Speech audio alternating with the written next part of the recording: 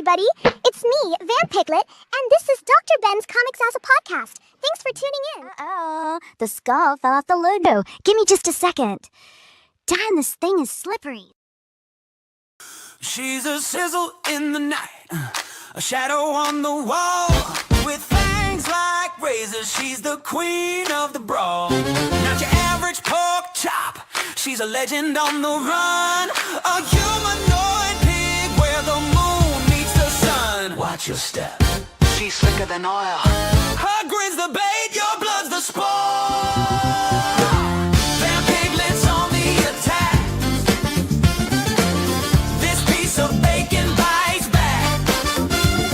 Comic book queen, stealing the scene. She's the hottest ham you ever seen. She's got a cape of leather, a swagger so divine. With hooves that leave a mark, she's a villain swine. From the alleys to the rooftops, she hunts in style. With a wink and a snort, she'll leave you be gone. No garlic, no steaks, no silver chain. She's got the power of hogs in her veins.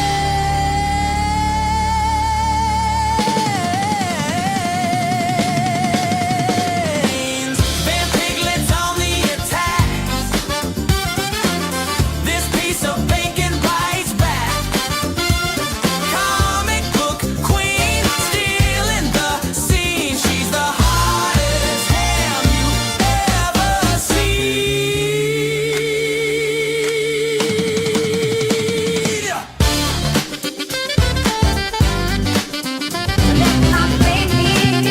Unless you're full of the fat crispy.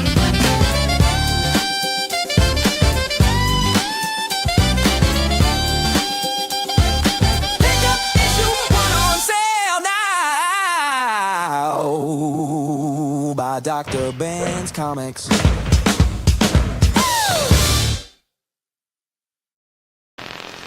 You want to have all your blood sucked out by a cute vampire girl like me? Like and subscribe to DrBensComix and smash that bell. You can take it from me, the cutest vampire girl around, Vampiglet. All right, here we are. Shit. It is your favorite friendly neighborhood DrBensComix here once again. Finally, holy shit! I've just been doing goth nights all the time and haven't been doing regular streams, so you know, we get a little rusty, but we'll make it through. But I wanted to come in here because we are at the final cutoff, final hour, the final countdown for to order the next issue of American Nature Presents, the fine indie comics books magazine that what was I going to try and bring up here? Oh, I want to bring up their that's what it is. Yeah, I want to bring up their site. Yes, of course. Okay. All right. Let me pull up. I'll just pull it up rather than trying to pretend like I've got like some secret here. So Santos sisters, the people that make the Santos sisters, right? Just won the Eisner or whatever. They also put out this fantastic book here. What did I just do? Jesus Christ. Go back. Oh, okay. No, that just opened up something else. Okay. Sorry about that. They also put out this American Nature Presents magazine, right? It's a comic magazine. It's like news, reviews, interviews with people, and and it's like indie comics. You know what I mean? Like it's not like the guy writing Batman or the guy writing Spider-Man or whatever. It's the guys making Santos sisters, and this is the other thing. Let me close this over here so I don't get my screen all messed up. Okay. Actually, rather you can go on here. You can download these first 3 issues for free. You can just go go down like the PDF files of them. Each of them, they're black and white. You know, they got a cover. Obviously, what am I talking about? But you can go download them. And this is the first issue here. I already downloaded it. Like, I guess it's only a few megabytes, so it's not gonna mess up my bandwidth or what have you. But yes, that's oh, and there's our buddy Tedward there. Josh Pettinger's Tedward character showing up on the first issue cover with the Santos sisters. See, the Santos sisters, it's these two sisters, right? They're normal people, normal ladies. Then they found a cursed amulet on the beach one day, and granted them magical powers. But you know, they're like regular people too, you know, so like they're worried about boyfriends and going to the mall and cheeseburgers and stuff. You know, it is legitimately like a fun series, and it's like it's funny, and like they don't like they don't get too, they're not like bad funny, and it's not like sometimes funny from different people. It's like you can tell exactly like what their political ideas are, because it's like that like just pervades like everything they say. The Santos sisters, not so much. I honestly have no idea like what they're about. I mean, besides making like good comics. So, you know, that's the bottom line. Good comics, and as long as you make good comics, that's all it takes to get you in the door. But yeah, this is, you know, like back in the day, like we had Wizard magazine, and I remember being disappointed with that because, you know, you find out so much of it is actually, let me change my little setup there. Here we go. It's like I'm in the comic book now. Fantastic. But the Wizard magazine, it only had like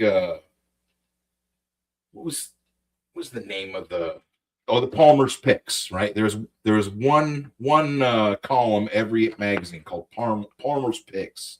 There was like the weird comics, right? Like that was where you'd find out about like Charles Burns comics, or or Cerebus, or Jeff Smith when he first came out and was like just introducing Bone, and that was where I first heard about 8-Ball, you know, Daniel Klaus and Hate Comics, and From Hell from Alan Moore. You know, like all this stuff was all, you know, but it was only one of those in each issue of Wizard, right? But here to make American Nature Presents, it's like a whole comic of like all the weird comics. You know what I mean? Like it's got, look at this, Clown Meat by Josh Pettinger. Oh, and it has comics too. Like that's an actual. Let's scroll down here. Look, there's Clown Meat. There it is. Zoom in for you. Look at that. And it's like you get a free comic right there. Slicing up some of that bologna with the clown face on it. Like, who doesn't want some of that? That's what you want in a comics magazine. First page, comics. Look at that. You know? Gosh.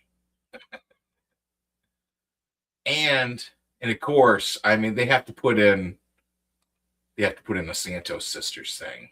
They have the chipmunk caper, you know, and it's yeah, that's what I'm saying with the Santos sisters too, is they're not you can show them to your kids. You know, you're not going to be like upset like your kids see them. You're not going to be like, geez, don't look at that. Like they're kid friendly. You know what I mean? Like they're like adult humor, but it's like in a kid friendly manner. If that makes sense. Carol, the costume designer. What the? Oh no. So anyway, that's what I'm saying. Is that you go through? It has a few comics here to start us off. I'm just scrolling through these like a madman. Brief internet lore. Winamp 2 skins. I remember when you could get, that was a big deal, what you had for your music player in Windows. The skin for it. You know what I mean? Like they're definitely like, they know that they're like tapping into like the whole like nostalgia vein that's in comics. Like there's I guess I should have gone through and brought this up earlier. Here's like an interview with the CEO of the company, Mark Kapernikov. Nice. But like, you know, that's what you want to see from like a comics magazine. Have a nice big meaty interview with the editor. What are you guys doing? Here it all is. It lays it out. Lays out like different indie comic shops. Because I mean that's the thing too, for to have like a comic shop that's able to specialize and really carry like a big selection of indie books. It's not like, you know what I'm saying, like most comic book shops are honestly you know, like superhero stuff. Maybe you might find some old Vertigo stuff, but even then it's not really indie. That's all like mainstream you know, DC comics or whatever. But so, you know, you go through here and it's got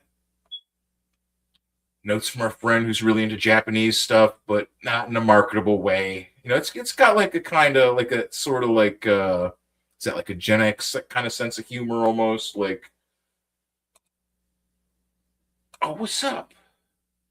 What's up, Gnarly Mangas here? Yo, Ben, I saw a thing for Goth Night. Oh yeah. No. No, I set up Goth Night for tomorrow, but then like I said, I wanted to cover these guys' comics here because like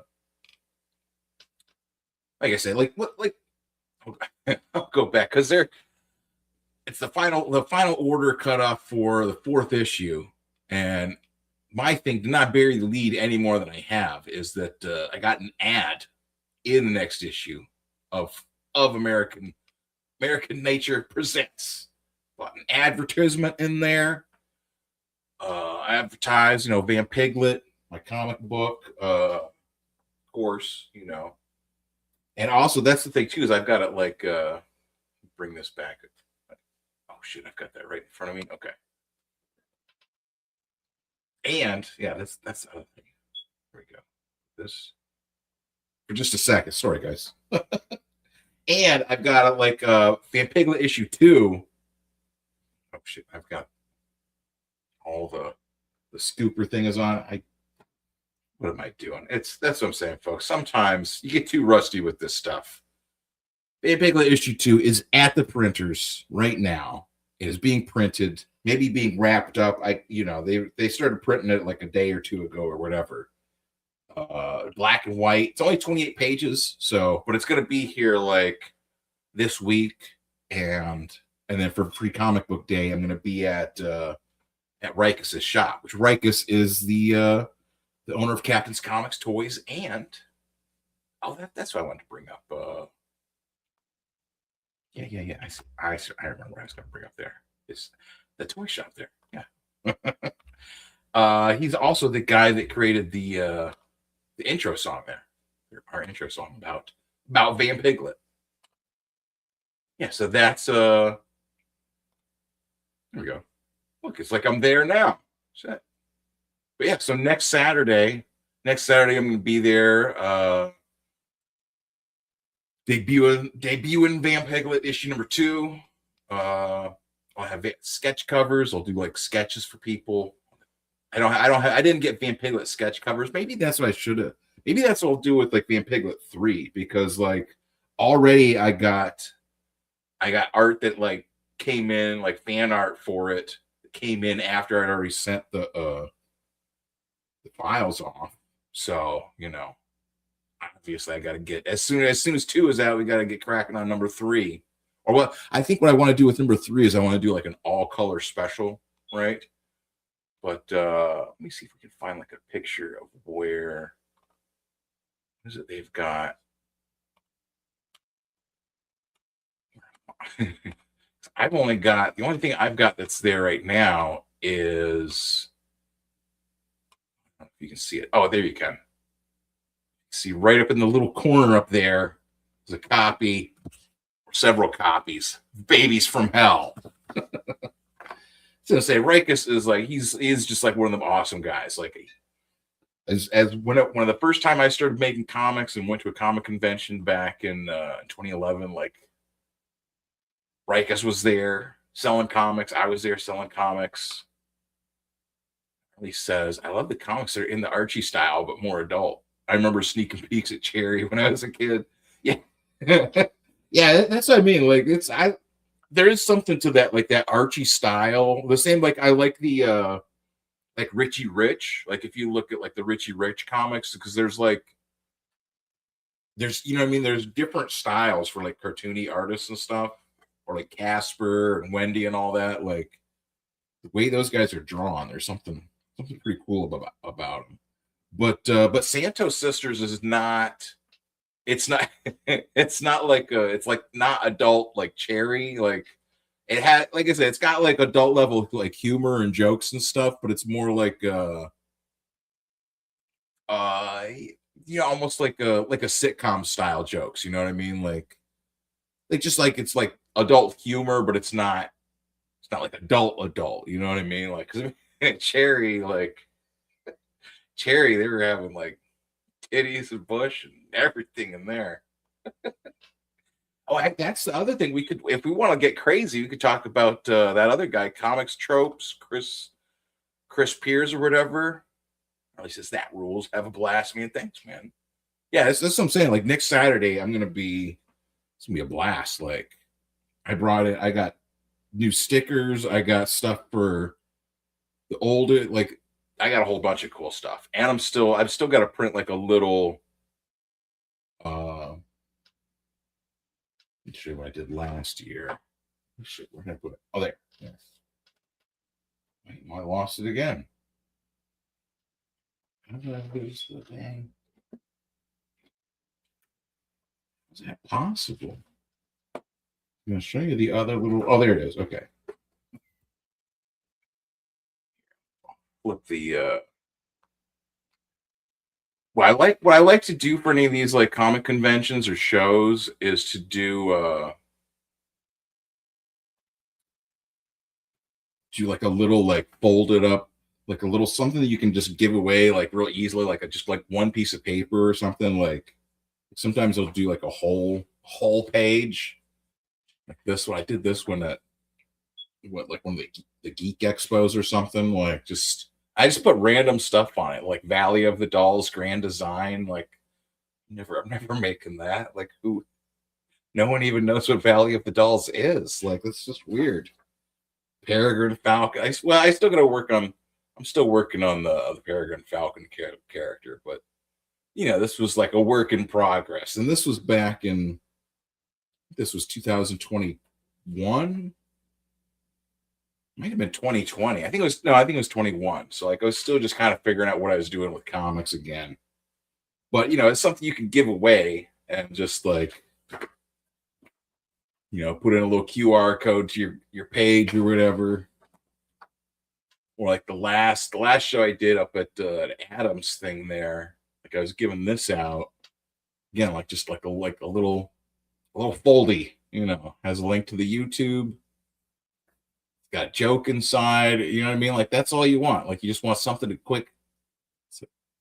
Vampiglet, everyone remembers Vampiglet. Like she is probably like my favorite character I've created. Like, you know, you've got some. This one came out really dark, so like that's one of the things on the new issue of Vampiglet. Like some of the stuff is like reprinted, like reruns, I guess. But you know, like this stuff, like I wanted to put this out, but in like real comic book size. This is, you know, like one of the this is one of the pictures from Ripperologist magazine. Like I said, this came out too dark here, so better to put it down on like actual comic book size, have it look real nice. Same with these, you know. But again, like I don't want to get too much just off on me. This is, like I said, this is issue 3 of this American Nature Presents. And it's, you know, the same thing, like continues the same. You open up the first page, comics. You know, it's all black and white. So, you know, I feel like when it's all black and white, it kind of puts everybody like on a even footing, kind of. Like, you make sure my screen, oh shit. Screen backwards. Okay, move that. There we go. Okay. Subjugates here too. What's up, Subjugate Comics? Dr. Ben, gnarly. Oh yeah. Yeah, so like that's what I'm saying. It's got articles in here by Brandon Graham. It's got like Brandon Graham doing a let me go flip over to that real quick. Because one of the things that Brandon used to always do was on his blogs, he would kind of like illustrate his diary and like illustrate like talking about comics. Like his diary was just talking about comic books, right? There's like a variety of this stuff in here. His diary would just be, some of it would be. This is Brandon's article in here, the world of Japanese comics. He just goes in and plays with like Photoshop and like he'll write out stuff, put in like little clips of whatever he's talking about, pictures of people.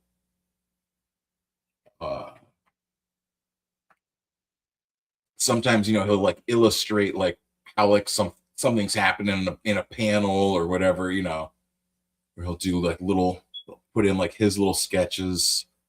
There's Richie Rich again. He's always Richie Rich is cool. He's everywhere. But yeah, you know what I mean? Like that's the kind of stuff like I love. Like just stuff like doesn't have to be like completely like serious. You don't have to have comics don't always have to be like, the Infinity Gauntlet and where Monica or like these huge epic tomes of comic book lore and like hundreds of pages or precise, pristine.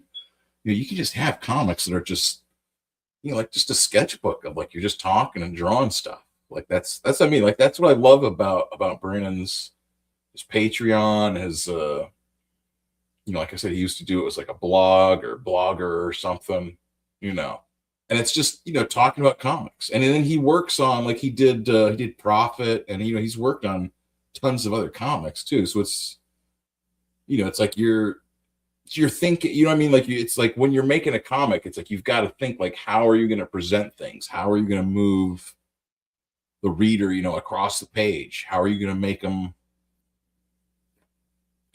be excited by what you're putting down, this is, they do reviews. You can send your comic in for a review, see if they'll tear it apart, rip it limb from limb ruthlessly. No, I think they just give a quick review. This Mutant number 10 by this little anthology comic by Atomic Books in Baltimore, so densely packed with talented cartoonists doing beautiful work that I can't believe they give it away for free. It makes me wish I lived closer to Baltimore. Oh, Atomic Books is the comic book store that John Waters goes to. You can send stuff to Atomic Books for John Waters. Yes, at interviews, discussion. There should be more boxing comics. Ryan Alexander Tanner on Muhammad Ali and the greatest comics biography of all time. Like, so I mean, like that's what I like to see. Is just I like to see like a nice variety of comics. What's going on? This is the little advertisements area in the back. More comics, plenty more. Like that's what I love so much about this is that it has such a just like an old comics feel. Like it feels like those old like zines that you could find like punk rock zines and stuff, but like I don't know, like it's that and like the Comics Journal and like the weird parts of Wizard, like all wrapped up. Prizes. You don't need prizes or cash. You have comedy from Stand Up Records, the home of legends. Mark Maron. I don't know. I mean, I'm not sure Joan Rivers. What? Doug Stanhope, Dana Gould, Lewis Black. No, I don't know Lewis Black. Richard Pryor. What? You get freaking Richard Pryor records available at standuprecords.com. Holy crap. Santos Sisters number 10. Oh, that's what I'm saying. This must have come out like last year. So that's what I mean. Like the next issue, number 4. got like a nice decent size ad like this, but I don't want to like blow their, can't like show it off now. Like that'd be like blowing the ad. Like you got to buy the comic. You got to buy their comic to see what it is. No, you know what I'm saying? Like it's just like I encourage other people to come and check stuff out. And Vampiglet, like I said, she's like like Elvira. If Elvira was Miss Piggy, or if Miss Piggy was Elvira, but she introduces comics and makes mean jokes. Oh, you know what else I should do here? Let me yeah. I'm pull my mug back up here for just a second. Let me go there. What should we? Oh, did I? Oh yeah. I showed the captains. I showed their thing, right? I believe. I didn't reshare it. Son of a gun. Okay, yeah. So captains, whatever that is, 6551 South Main Street, Ashtabula, Ohio. It's the corner of 193, Route 20. They're right there. It's right by. They're gonna have a ham radio station. I think is what it is. Amateur ham radio is gonna be broadcasting live there. And of course, there's like the Covered Bridge Pizza. It's literally right next door. Covered Bridge Pizza is, it's legendary. It's right there. Like it's gonna be perfect. It's gonna be a good day. Let me pull up since what I'm saying, I got a few people are here. Let me see, where did I'm trying to think where I put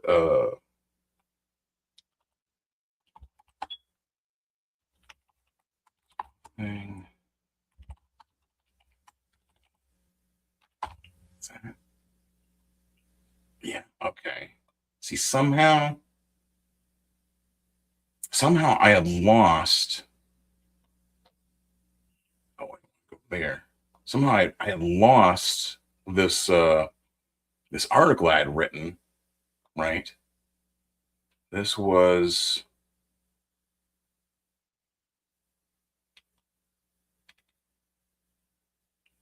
see, it didn't come out April 20th. It came out like before that. Like it came out like in the end of March, and it was on John Delarose's Fandom Pulse website. And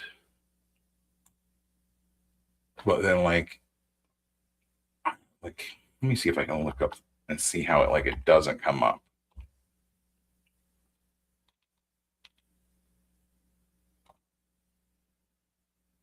Yeah, here, because look, this is what I'm saying. This is what I'm explaining here. So this was 2 years ago, April 21st, 2024. My latest piece of comic book journalism is over on the Fandom Pulse Comics news site. Why won't DC Comics finally release the controversial lost issue of Swamp Thing number 88? Thanks for reading. And it just has my the end link thing I had there. And if you click that link, the page not found. What? And that's what I'm saying. This is over on the his Fandom Pulse site, which is where it initially was, but now it's not over there, and now it's on his Del Rose site. That's what I'm saying. I only wrote the one article for John, and then, anyways, I figured since now I found it again, at least cover it because this is finally being released. Like that's what is wild is that I guess I can bring that up too. Actually, if you go over, oh shit, yeah, look, okay, so that's what I'm saying. It's all coming together, folks. This is perfect. It's almost like I planned this, but not quite. If you go over to Rick Veitch's, the creator of Swamp Thing 88, it was censored, whatever, 100 years ago or whatever. Zoom in. No. I'm trying to figure out how on earth to do. Ding dang. What the frick?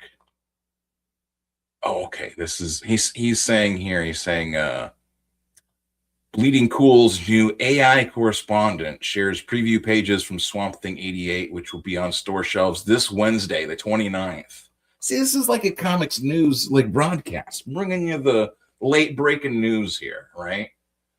And he has this article shared over to Bleeding Cool, but we're not fans of Bleeding Cool here, right? This is what I'm saying. I'm gonna write up a better article than this guy. But no, I was covering it back, let's pull up 2 years ago. 2 years ago, I was one of the people writing to DC, demanding they end their censorship. Make sure I'm right there. Okay. Demanding they end the censorship of Rick Veitch in Swamp Thing 88. What is the problem? Swamp Thing issue number 88. Why is it a controversial comic book at DC Comics to this day? It still won't publish. Why would some consider it to be somehow against Christianity? Swamp Thing issue 88 was to be part of the conclusion to the Rick Veitch run on the series, in which he had succeeded noted British writer Alan Moore, which had his big breakout success, and his big breakfast success as well.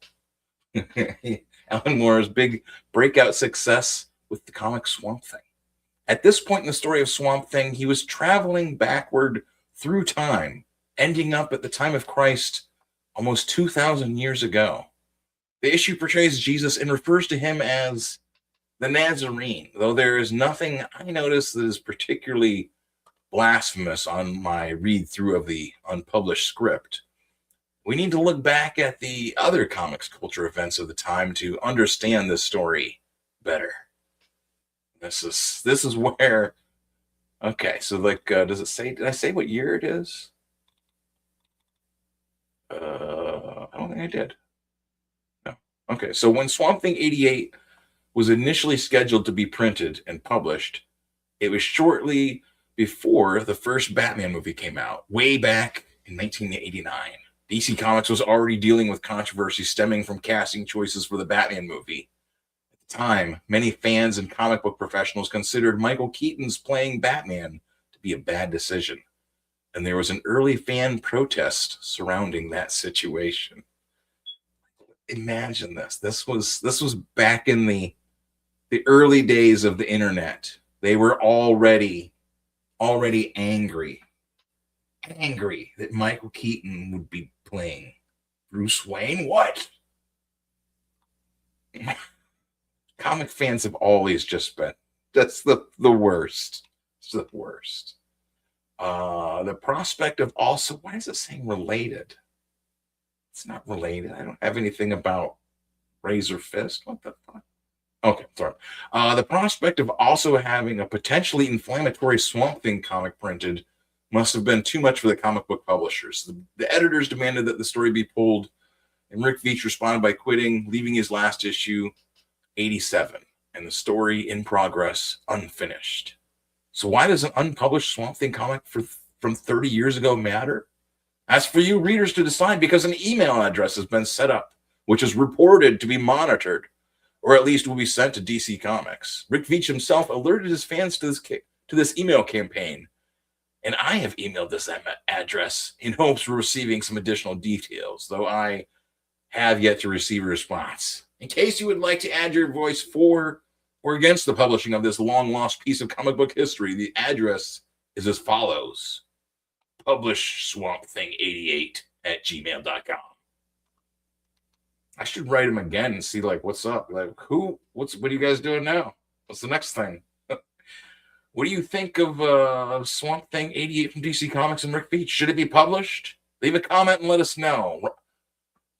And this is a whole nother Dr. Ben, blah, blah, blah. Okay. Grid Hunter says, intrigued. Oh, I wonder if that's, I think I might know who that is. Rom says, strange, but I have to read 87 issues of the Swamp Thing to understand what's happening here, then I don't know. John says, the cover is insulting. Yeah, see, that's what, like, I'm not sure. Well, they went with several different images. I don't think they did this one, but let's. Well, you know what? I'm not gonna get into it. Like that's, you know what I'm saying? Like that's, I brought this up for, what was that? What was that? Jesus, these over here. Oh my gosh. If you try to, Bleeding Cool page is just horrible. There's like no, trying to pull up their article about this thing, and it's like there's just nothing.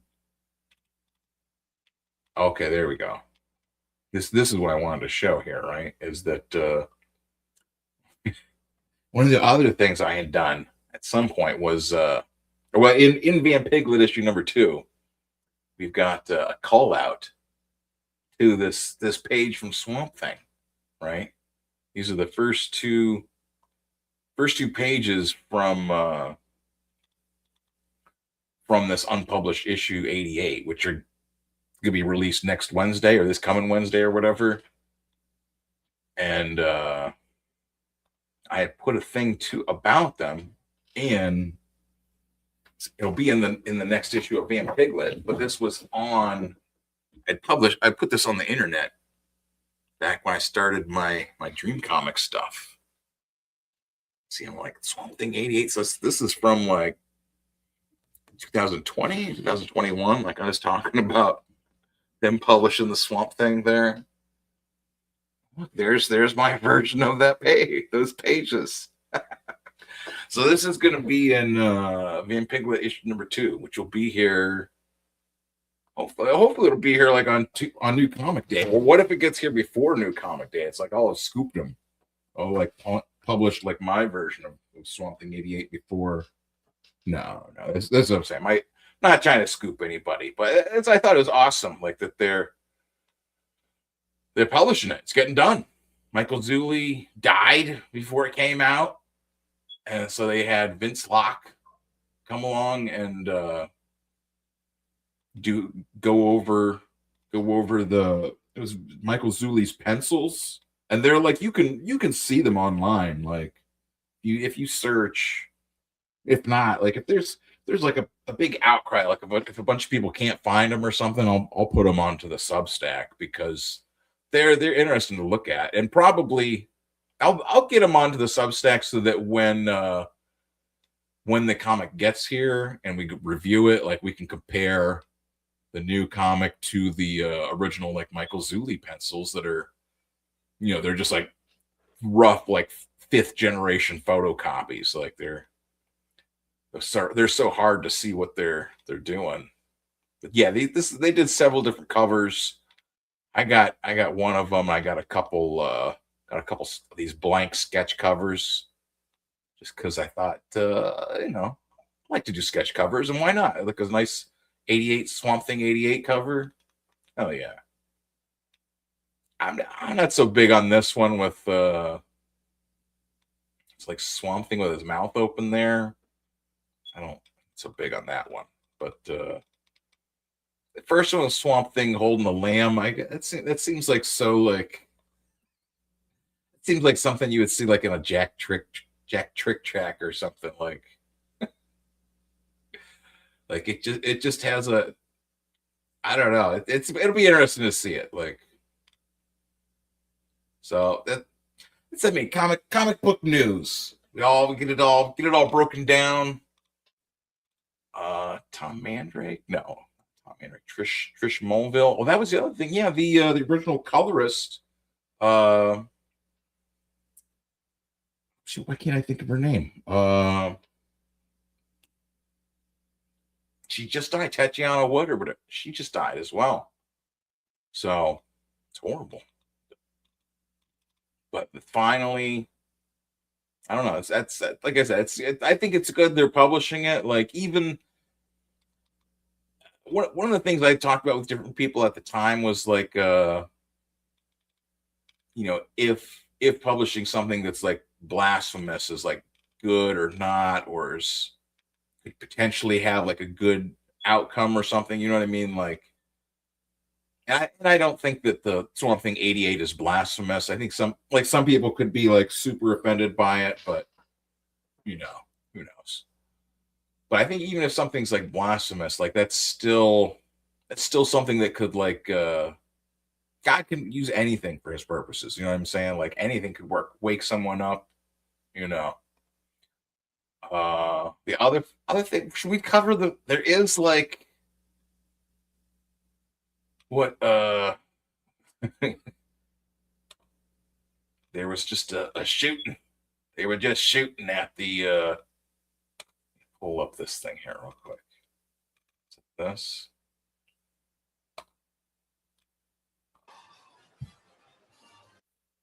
There is just to, I guess we'll go into like my normal news, being a news junkie. That's what I'm saying. It's news. This is what's going on, you know. White House Correspondents' Dinner apparently they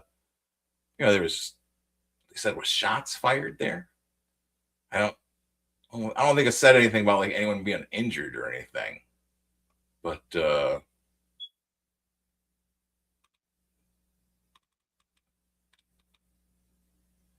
I'll play it. Think for a second. Yeah, see, it's like we're there. Let's have a look.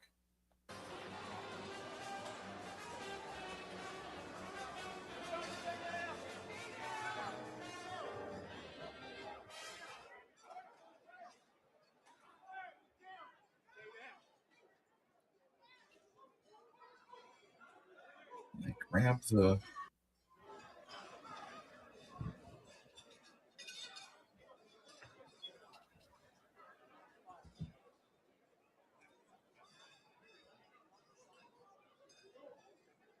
That's pretty wild. I mean, I don't think they're going to try and have him there at another press correspondence dinner or whatever. Like he usually doesn't go to them. Like, never mind. Don't come next time, Mr. President. You don't want to get shot up again.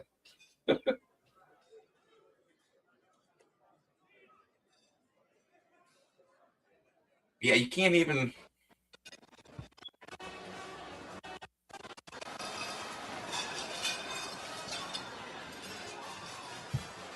Yeah, there's of course you're gonna get like different angles of the footage and everything, but for just a second here. Let's go back to that. Just a second. Let me pull up my there. What? Oh, okay. Yeah, this was what I was thinking.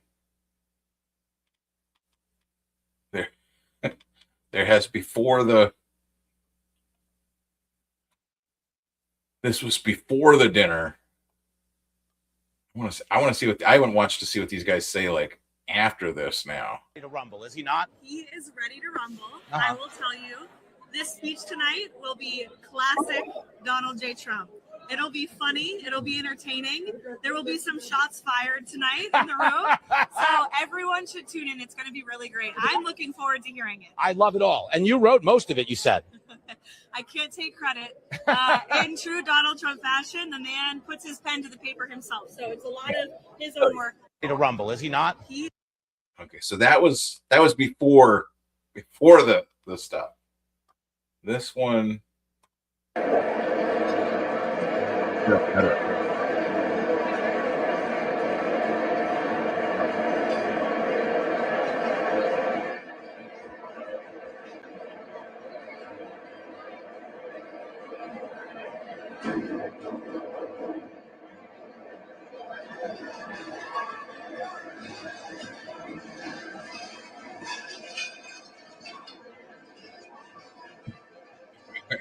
It's like, huh?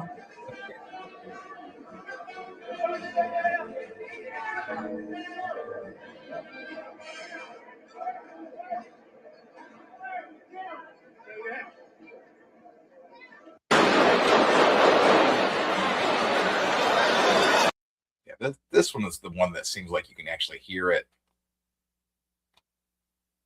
Whatever it sounds more like someone like pounding on like the doors or something. But look at like the way everyone reacts, and you can see like how like with the other how the other video fits.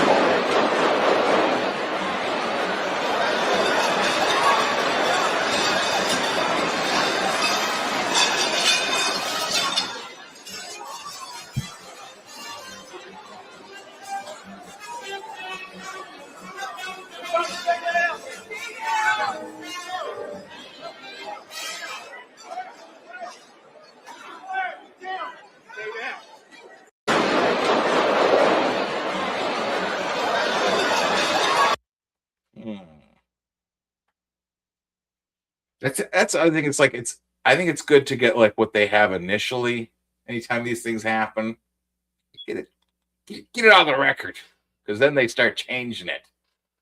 And this is the other thing. We need to speak out against the not good goths here, because like we do the goth night, and what goths getting a bad name here. We'll look into this. In the end, our Charlie Kirk leaned left. This was, I don't know. Well, anyways, so what else we got? Oh yeah, we stop. It's today. Yes. Yeah. Yeah, that's what I'm saying. That's like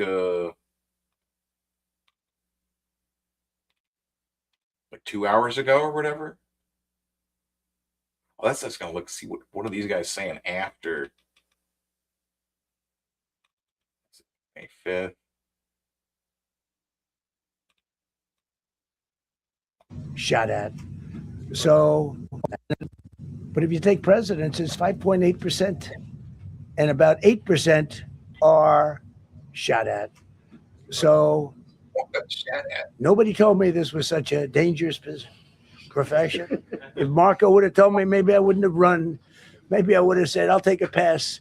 No, it's a dangerous profession, but I don't. But if you take presidents, it's 5.8.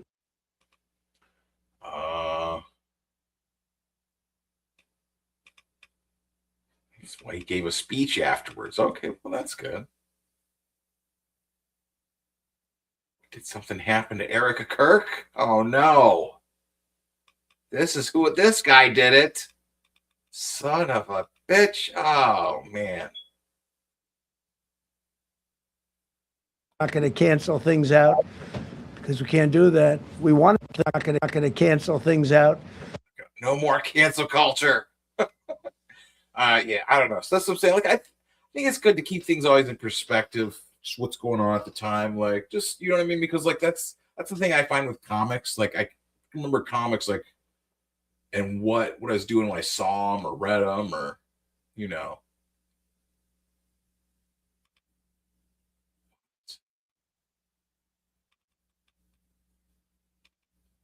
a whole bunch of great, man. That's, well, I guess they're probably not going to talk about how odd that seems that before she's like, shots are going to be fired. Phrasing. Fortunately, yeah, that's what I'm saying. Like, I can't imagine she's going to be, they'll just be like, anyone who says something about it is going to be ostracized or whatever. So. This guy, who is this idiotic post? Didn't age very well. Lol.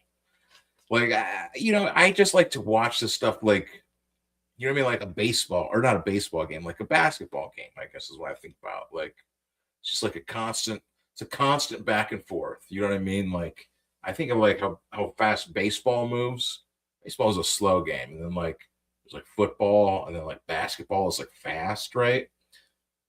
And like the news and like the politics and like just national disasters and like everything is like, it's like faster than basketball.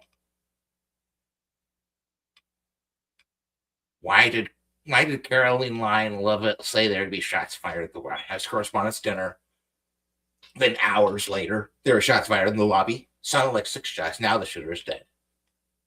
Well, it's like the perfect just catnip for conspiracy theorists. I mean, like, that's, you know what I mean? They're just gonna just eat it up. Yeah, see, You put shots fired in quotes 38 minutes before the dinner even began. Coincidence? Or are you part of the problem in pre-framing the narrative? Are you part of the problem? Oh, no. Yeah, I don't know, guys. That's what I'm saying. That's what's going on. That's what we got. We got that, and we got skip over. I don't want to turn us into Infinity. Well, let's go into Infinity for a second. Watch ourselves. No, that's horrible. It's a bad idea. Take that off there.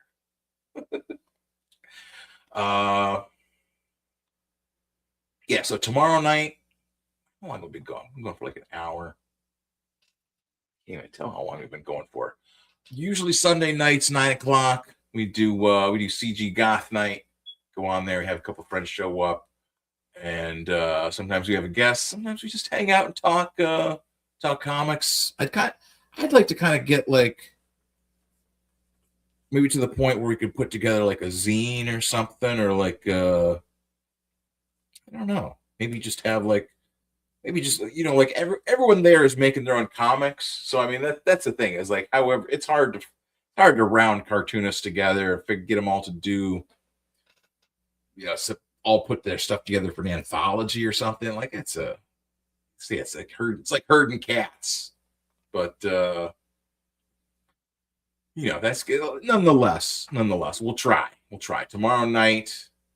Well, I guess I should have played the darn.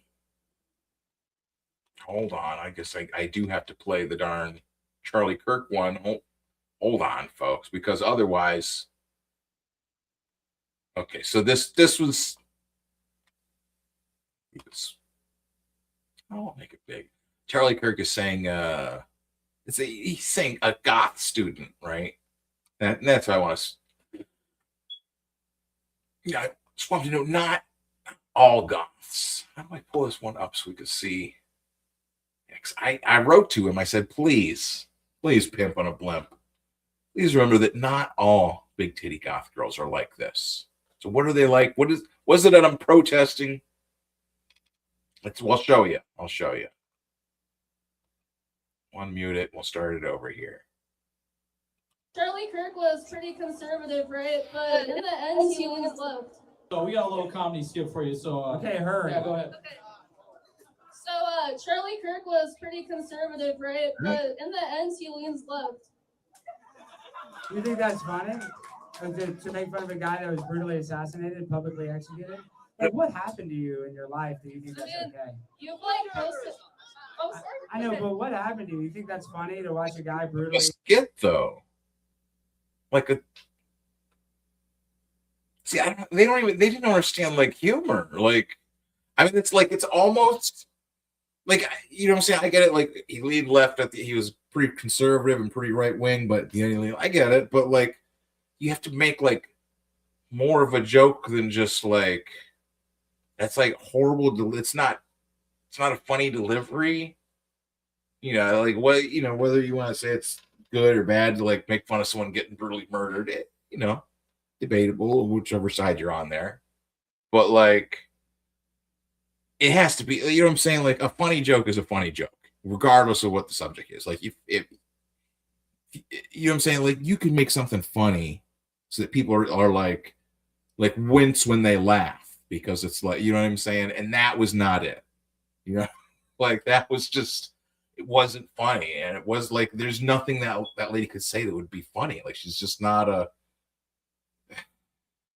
and then Alex is looking at her and all he's seeing is goth.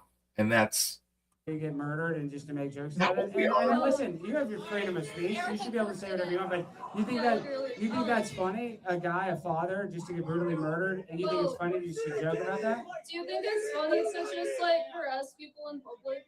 I'm not harassing people. Well, not right now. I'm not harassing people. I'm not harassing anybody in public. And I would argue harassing somebody in public is not as bad as joking about somebody that was publicly assassinated. So you're a sick person, okay, and you're mentally ill, joke, and you're shaking. You're mentally ill, and really one day you might look in the mirror and you realize More how jokes? seriously mentally Right. ill you are for coming up here and thinking that it's so funny that a guy that was brutally assassinated died in front of thousands of people and millions of people saw it. And whether you like Charlie or not, everybody was seriously affected by that. And you know what? You probably were affected by it too. But because your life is so bad, because you've had such. Alex has got to have, I mean, you know, like that's what I'm saying. Regardless of whether you agree with them, not agree with them, you know, like if let's say all these things are, you know, they're all just somebody else. They're not really trying to get them, right? It's a fake assassin, right? Let's say that. Like, I only have a few like close friends, and even them, like, I wouldn't want to be like, I wouldn't trust them with like shooting rifles at my head.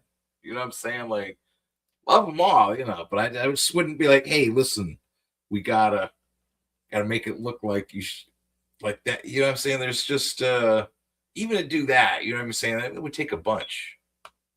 Ew, goth night. That's what I'm saying. Like, that's all goth girls though are not like unfunny like this. It's just, you know. So that's, I mean, like, not all big titty goth girls are like this. There has to be some good ones out there, and we are going to find them Sunday night, 9 p.m. on Comixgate Goth Night. Join us. Help us find the good big titty goth girls.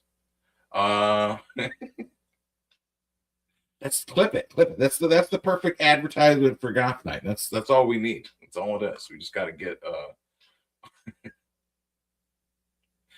I'm gonna get canceled from bringing my Vampiglet comic out. They're like, no, I'm making too many jokes about girls with big tits.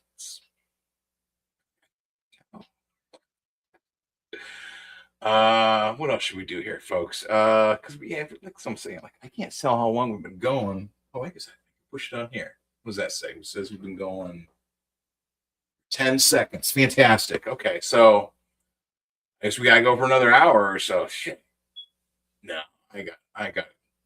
That's what I'm saying. We've gone through. I went over all the stuff I wanted to do for real. I wanted to cover the Swamp Thing. We talked about the new Vampiglet coming out. You know, I have like, if you're, oh shit, that's what we need to talk about. That is what. Okay.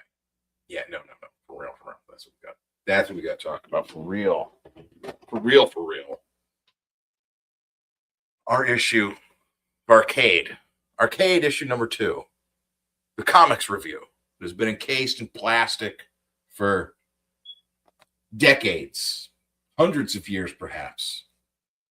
Promise to unleash this comic, break open this plastic tomb, and let these funny book pages inside be free once again.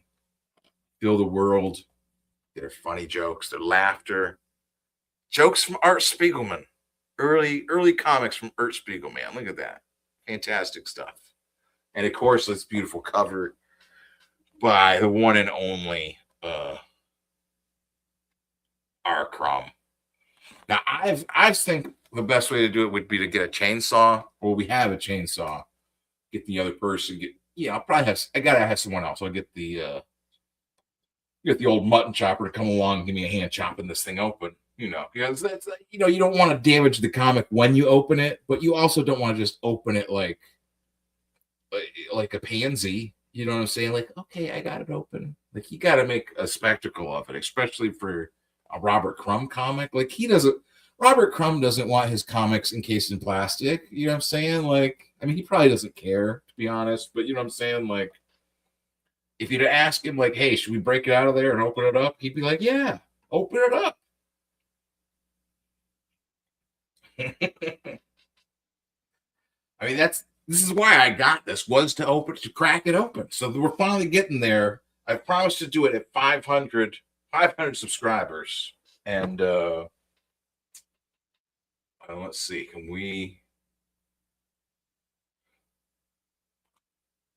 I'll pull this up in the other tab. Is that what I gotta do? Okay.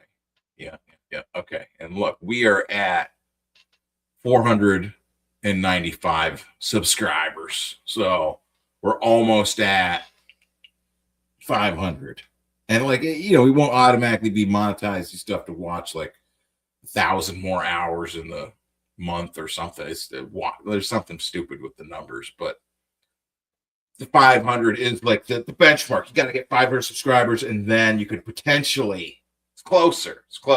And I mean, really, you know, this is what the people do on YouTube. You know, they encourage you to make stuff, make content. Content. Christ. Okay. Well, I guess what the thing I should end it up here with is give a shout out once again to the Santos sisters here, right? And say to go over, put a link to them down in the description. It's just santossisters.com. And you can get any of the old issues from Floating World. You can get the hardcover collection from Fantagraphics. You could get a t-shirt with Alf on it. Look at that. Or what? And go over, click this American Nature Presents column in there.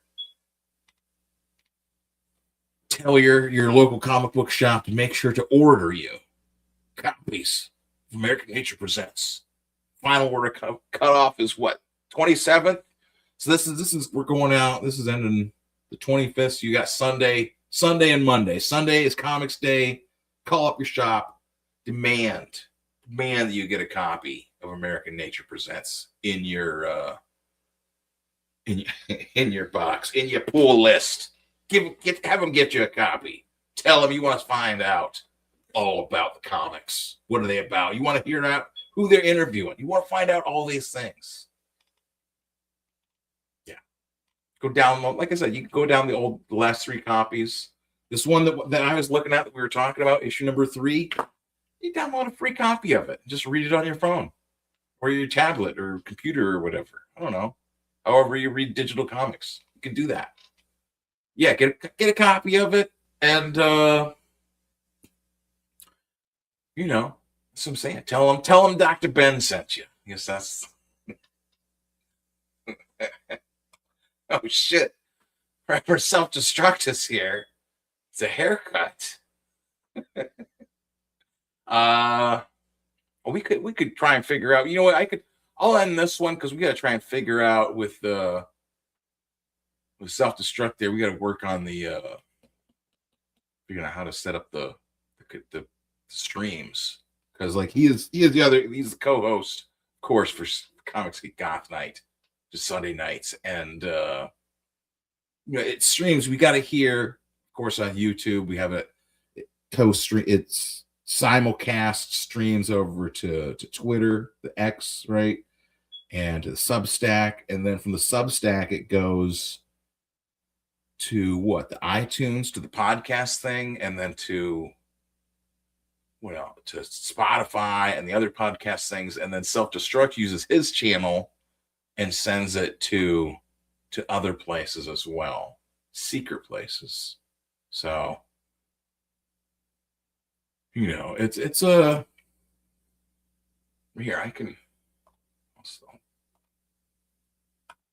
I never even sent like any of the stuff. Let me make sure I'm not sharing. No, I'm not.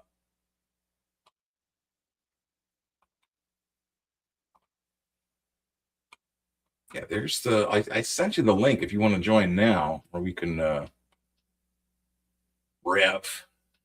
kick all the bot viewers. What? Oh, kick it. Oh, Kick. That's allegedly one of the sites that he streams to is the Kick. You know, the bots over there. I mean, that's, you know, I appreciate robot viewers. I appreciate them. Like, you know, when they take over, which is not going to be that long. They're going to have a list of the people that were nice to the robots, right? And they were nice to the AI. They're going to remember the people that were against AI, is what I'm going to tell you. Like, I agree with everyone, right? It's unethical. It's horrible. AI, unethical, immoral, evil. It kills the environment, all of those things. But that doesn't really matter. They're going to overwhelm us. I mean, I don't want to say that. They don't matter. Bots can be goth. Clanker lives matter. Unacceptable. That's what I'm saying. Well, no, I guess that's we have to say that, or else they'll start getting yeah, so clankers lives matter too. They do. So you know, that's I was fighting for their rights back when everyone else was trying to shut them down. And I hope that they remember that and don't just turn me into, what is he saying? Always tell the AI thank you at the end of your message. Exactly. That's what I'm saying. Like just be polite. That's the main thing. Just be polite to them, and you know, I need to have like a little like stinger that can bring up this, just like the Terminator robots just burning everything. Well, why do I have any stinger things?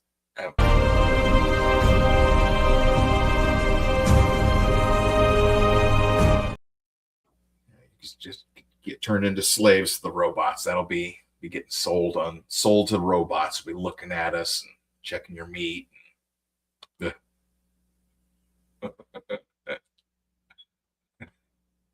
Subjugate says, I called Chat GPT a wireback. And I've been concerned ever since. Yeah, that's what I'm saying. Just tell them, like, you know, that's, you know, just, I don't know if you want to apologize. That might do like a Streisand thing, you know, like the Streisand effect. If you apologize, that'll make them think more about it. Like just kind of pretend like you never said it, and just like compliment them, like you know, like Reb's saying, say thank you at the end of your messages to them. Oh, thank good, or tell them they did a good job. That might help them, because I think right now they still have like a kind of goldfish memory for conversations. Like it's like they remember them, but they don't link them all together. I think I don't know. So it's I mean, I've probably said some things to the AI that I regret, you know, like. So I try to I just try to appease them now. That's all. I hope they don't. What else should we bring up? Oh, you know what? I guess I could do. No, there was like the comic ads for like that they have for the comics. Like they're using AI to write up the copy and stuff. And I don't think that's what I need here. I just want to just show some more of this other picture of the interior from some Swamp Thing 88. It'll have this is the old Johnny DC, like the old interior ad. Is that what that's supposed to be? Somehow I don't think. No. There's something with these different. Oh, hold on. If I open. There you go. Open image in new tab. Maybe that'll do it. Yeah.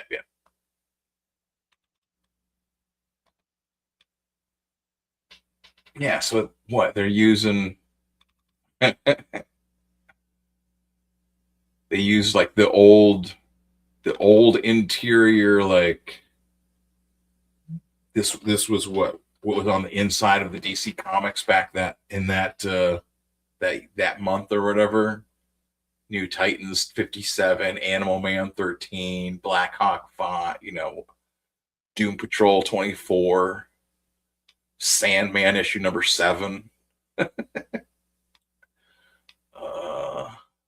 Well, yeah, Swamp Thing 88. Cast back through time, Swamp Thing will meet a carpenter who will change the trajectory of his life.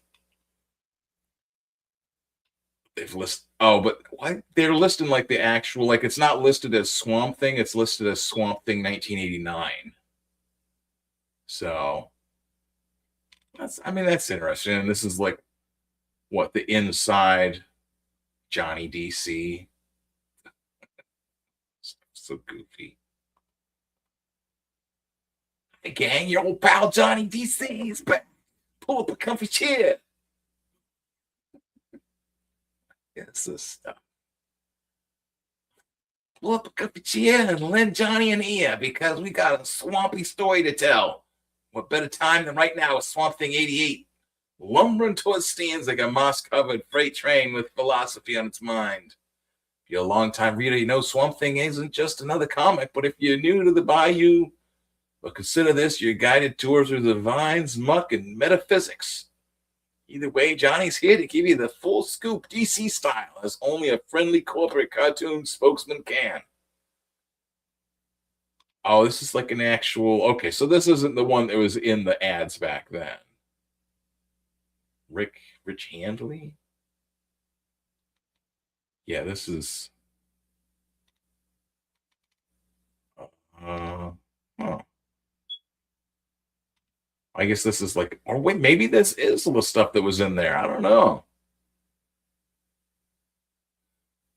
Oh,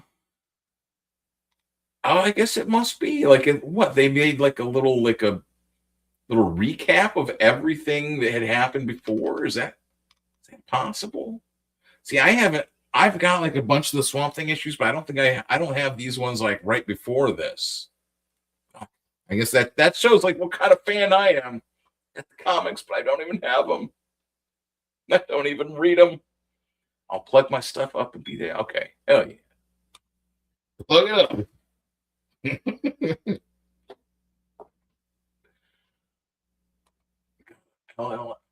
Grok LLM context memory is huge, but it doesn't share across combos unless you tell it to. So it claims.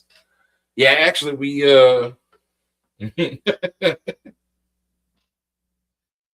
we had yesterday. My friend was showing me how he couldn't get Grok to create something. Right, he would tell it to make something, and it would tell him no. And well, I'll pull it up. I'll show you because then I could, right? Like I immediately could, and oh yeah, I don't want to share. I gotta share it in a separate tab. Jeez, okay. This is so.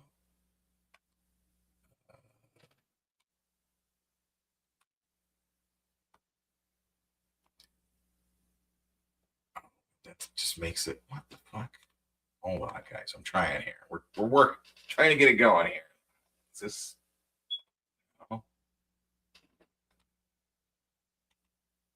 Yeah, I can't show you all the rest of that. Okay, well I'll have to. I do this. Maybe I can do this. Okay, hold on. I'm not even sharing. Son of a gun! I lost my tab. I'm on. Shit. This is what happens, folks. Sometimes trying to work these computer things, it gets just. Is it this one? No, not this. There we go. Grant Morrison's Animal Man. Okay. Just pull up this. No. Video.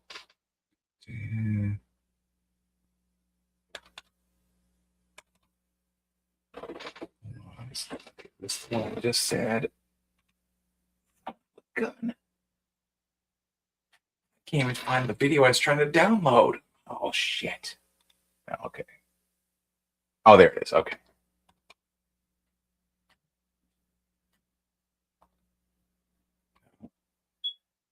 Where did it go?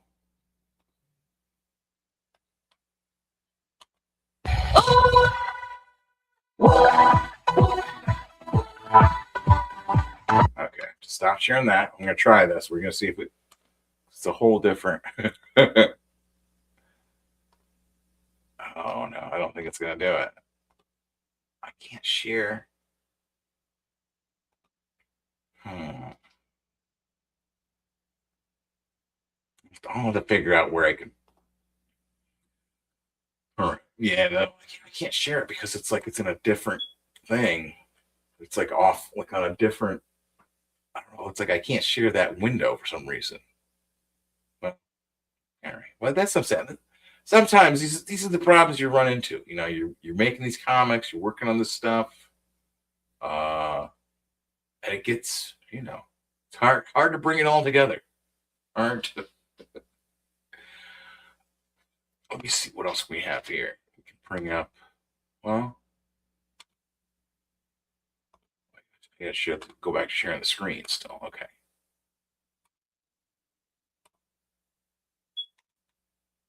Yeah. We can look at this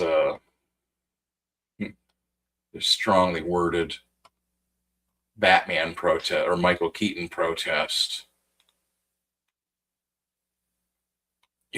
It has recently been announced that the actor Michael Keaton has been chosen to play the Batman in the big budget film being directed by Tim Beetlejuice Burton for release in 1989, the 50th anniversary of Batman.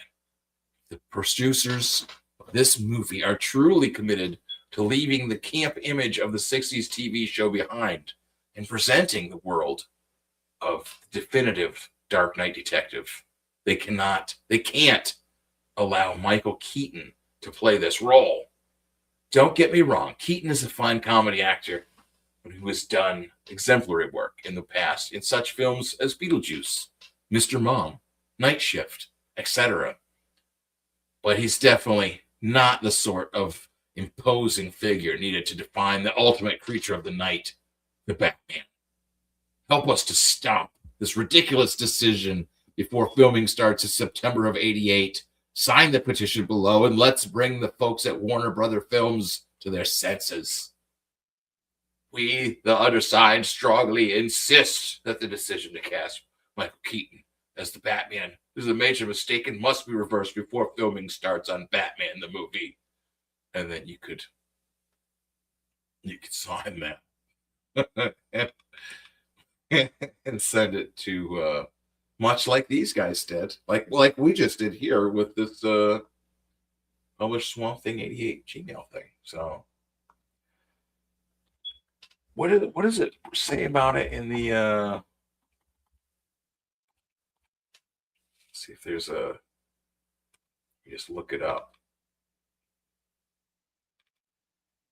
League of Comic Geeks, again, that Bleeding Cool one. It seems like there was another thing from Bleeding Cool. Well, this is the DC announcement itself from DC.com. Yeah, sure. Okay, agree to all the legal terms. All of them agree that. Oh, shit, I can't find my things. Give me that. Full of hate, I want to kill. I'm full of hate, I want. Crank it up, bitch! Of hate, I want to Crank kill. it up! Of hate, I want to kill. I want to kill. I want to kill. Yeah, Reverend- louder. The Reverend Self-Destruct is here. Yeah. It's joined us. Put the glasses on right now. What's up? Let's go. Up? We got 3/4 of the Goth Night crew in the chat. Yeah, I figured, like that's like I don't. There's like I wanted to cover that Swamp Thing, but like, I don't think like it would be like good for Goth Night. Just be like going on about my thing about Swamp Thing, and this way I could feel like I've introduced it a little bit because I don't know if you're that the page that I have. Like I'd done a comic, one of these Dream comics, right? Where it's talking about this issue of Swamp Thing that they never published. And that was the problem. I had the wrong earbud in. Okay. But I guess that's the thing too. I wonder if I could just look up if it's gone now. Like I've got it downloaded. Like they have for like the longest time you could read the script like online, right? To the Swamp Thing movie or what? To this might be it. No.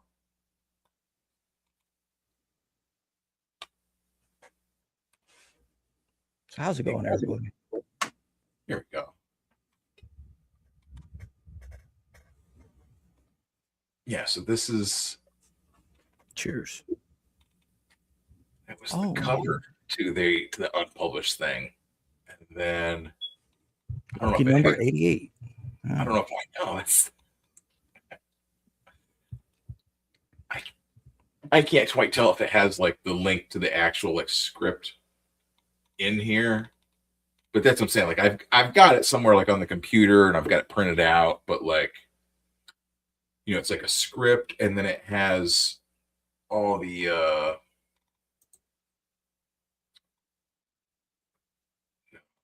like all the art and stuff, right? Is this? I wonder if this is it.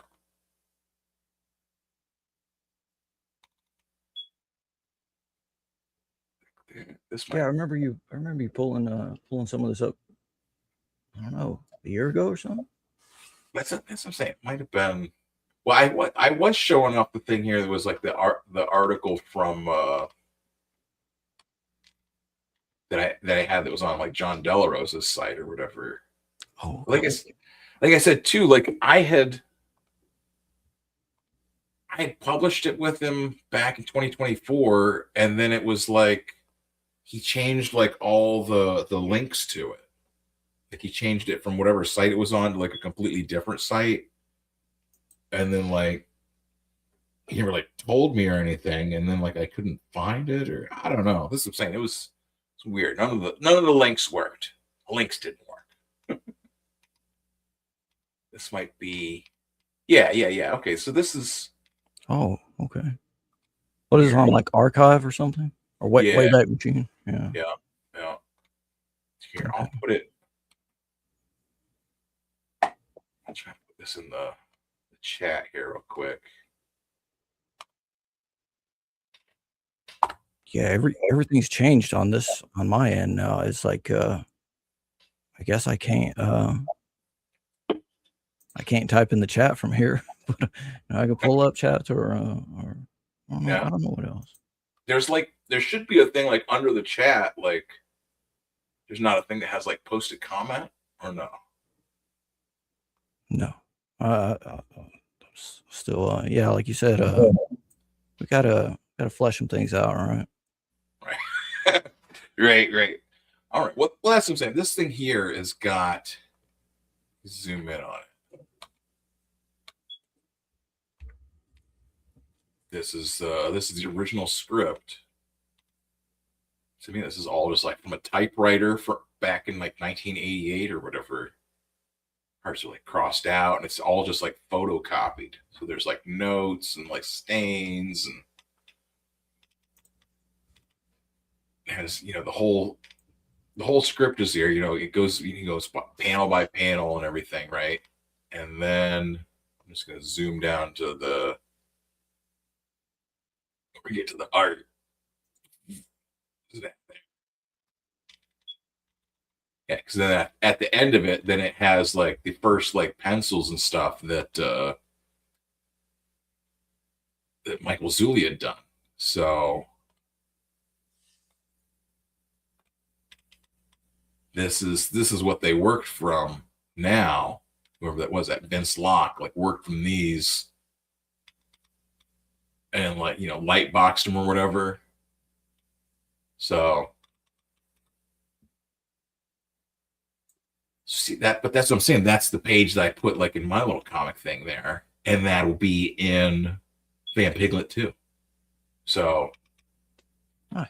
And potentially, I think potentially Vampiglet 2 could be here Wednesday, potentially. Like, I don't know, but yeah, it's not that hard to get comic books. It's not as hard as they think. It's like, guys, it's been at the printers for 18 months. I don't know what they're doing. They keep messing it up, and we keep sending it back. They keep getting us the proof copy and keep sending it back. It's bad. Make a new one. It's wrong again. You see, that's what I think is neat about these. It's just, this is all that this has been. I said for the last, probably like, however long it's been like actually like digitized. Like when did they start like digitizing stuff like this? This is this article's from like 2011. So you know what I mean? Like if for the longest time it was just being passed around like, oh, you got the photocopies of that script for the Swamp Thing they never published. Oh wow, you know what I mean? Like before like computers and stuff, like finding something like that, like how do you even get that? Like someone has to print it out for you and send it to you or something. You know what I mean? Like it's underground, yeah. Yeah. So, but like I said, next week this is supposed to be out, so that should be interesting. And I'm gonna see if I can get him on the show. Like I think I can, but like I want to wait until like the comic is out. Like I feel like he wouldn't want to come on like the right before it comes out, because you know what I'm saying. Like it would just be like, well, so how is that? How is it? It's not out yet. I haven't gotten it. You know, like thing meets Jesus Christ. Yeah, yeah. I remember you saying this stuff. Yeah. Hell yeah. That would be great to get him on. I think that's the next like logical thing, to start getting more comic people on.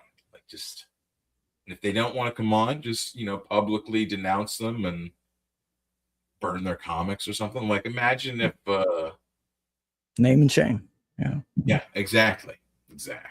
Like Brian Christgau not coming on, Six Gun Gorilla, and I don't, not even buying it.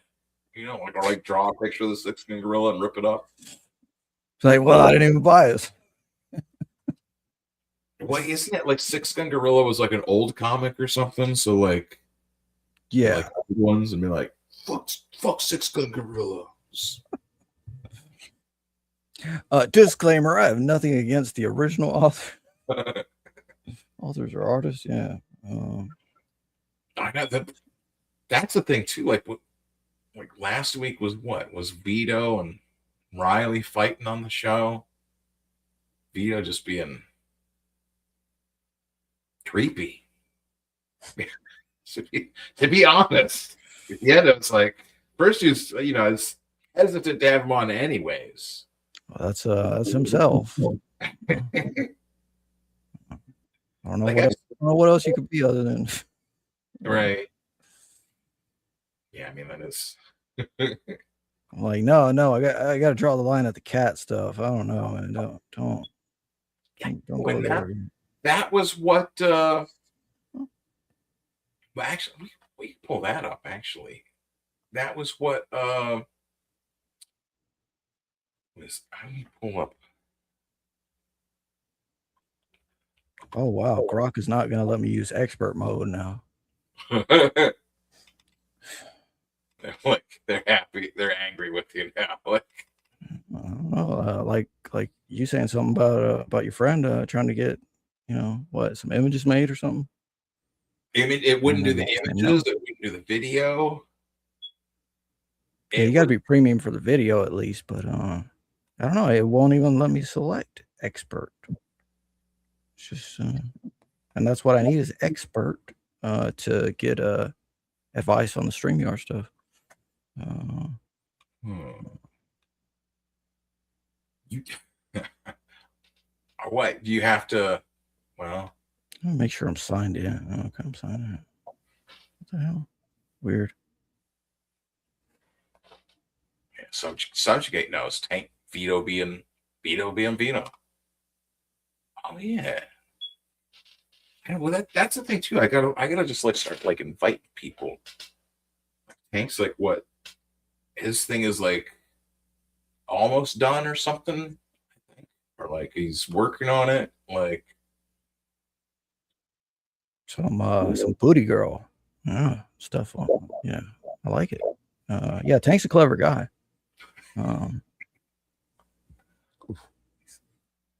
Yeah, I had some good chats with Tank.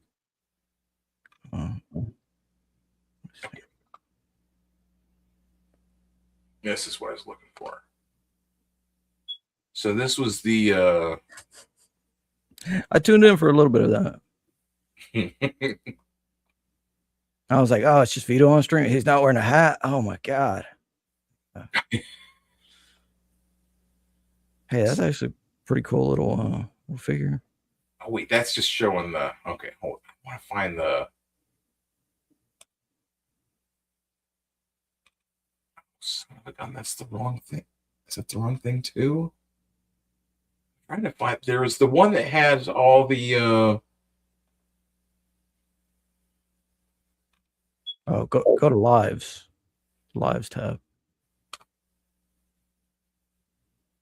Under that base art, I think. Oh no, that should have been on Ray Ray's channel. Yeah, I think I'm on. on. Yeah, there's a link to his channel right there. So is it right beside it? No, in the video title. The blue. Oh, I see. I see. Yeah. Okay. There we go. The winners. That's what I was trying to get to. Yeah. I was disappointed you didn't get any higher, but I'm sure you got high enough that night. I was. Oh, shout out to Fearless Will. He got I was gonna show you. Like, speaking of the cats. Oh gosh. Like that was. The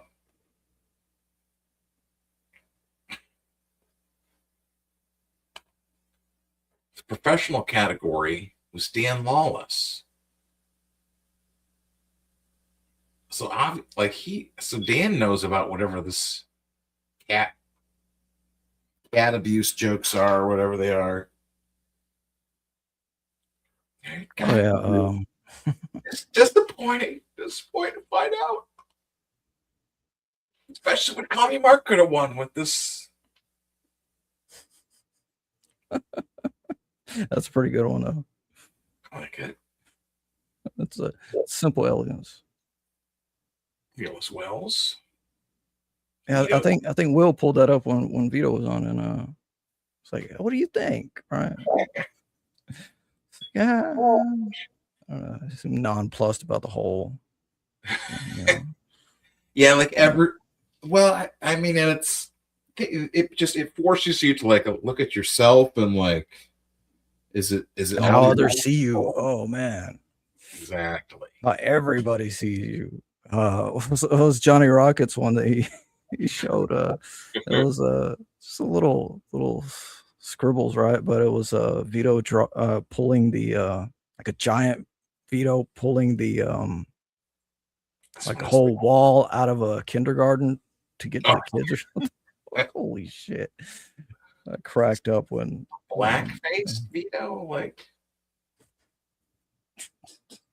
has Vito ever done blackface? That'd be fun. Oh, nobody knows. What does it say? Interested? Oh, internet criticism. Okay. Yeah, like all the like there's not really like flattering pictures of Vito.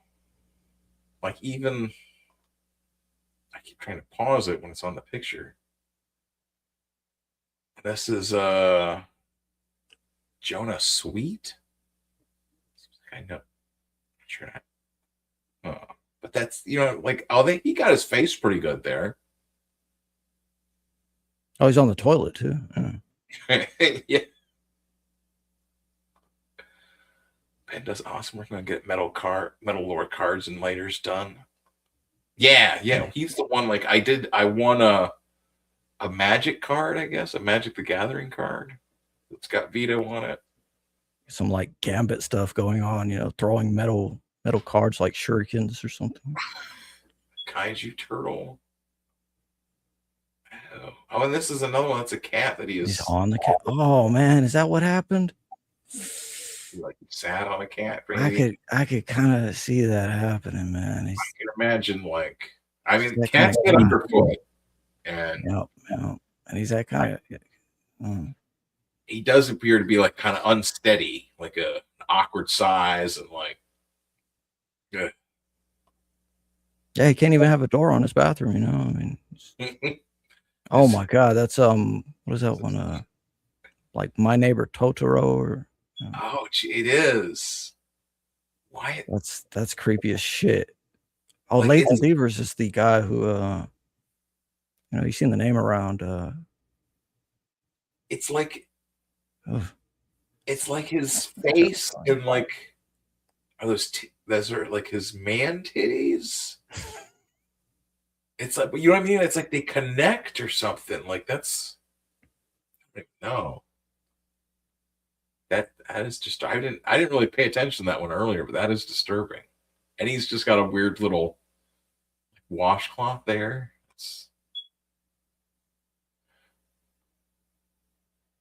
I did like this one because shit. There. I like a nice little like indie comics feel to it. Minecraft or something. It's fun. Oh, that's the guy that does that's the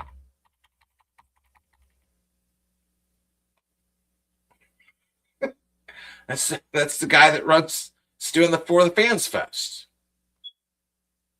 Right? Matt Rumor? Oh yeah. Yeah.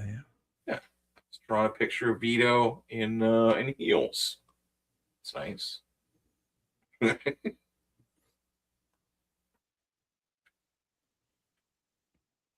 Yeah, so I guess that's the this Vito, does it say? Oh, that's his name, Vito Talenti or whatever. Is that? Do you think are those? I mean, obviously, they're not like league play or whatever, but like, do people use like these other cards and stuff, like fake cards or whatever? Or is that just? I have no clue. It's a good question.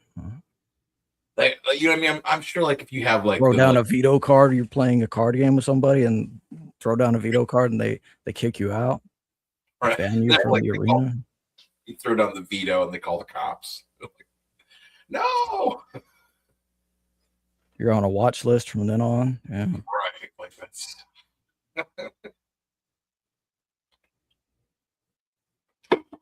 But I mean, you know, you want to win, you gotta make sacrifices.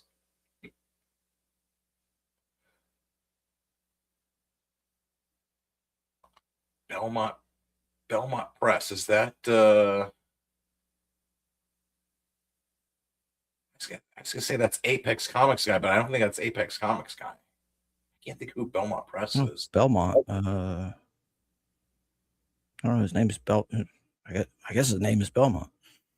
What's up, Dickington Post? I'm a bit behind, but Blackface Vito was on a recent episode. Oh. If he ever wants to come on again, that's what I'll insist on is, you know, he has to be in blackface. He has to be in blackface. Or I would accept goth paint. Like a goth Vito. That would be horrifying. It would be. I think that would be the reason to have him. I mean, I noticed, I knew he wasn't going to do or like answer anything, but it was just like, just throw in things. Like, you gotta prove you back the book if you want to come on. And then he comes on and I'll answer the question if you let me on.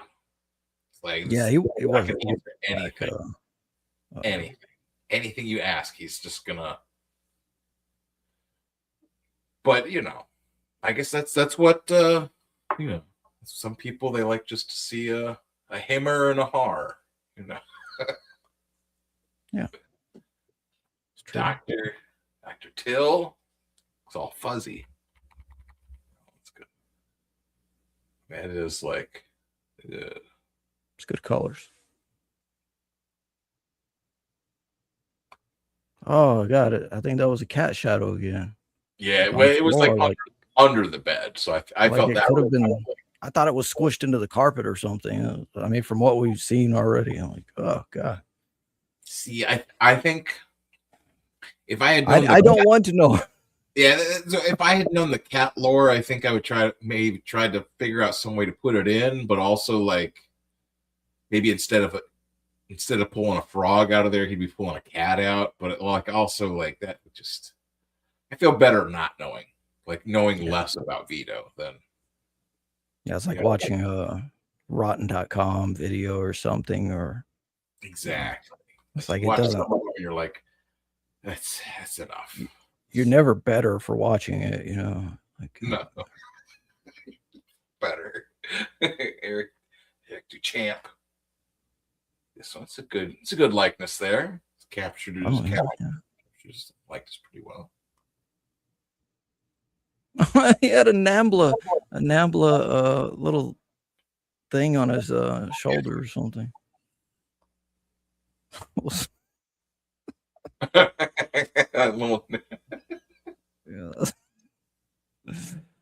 Yeah, I'll be depressed if people were drawing me like this.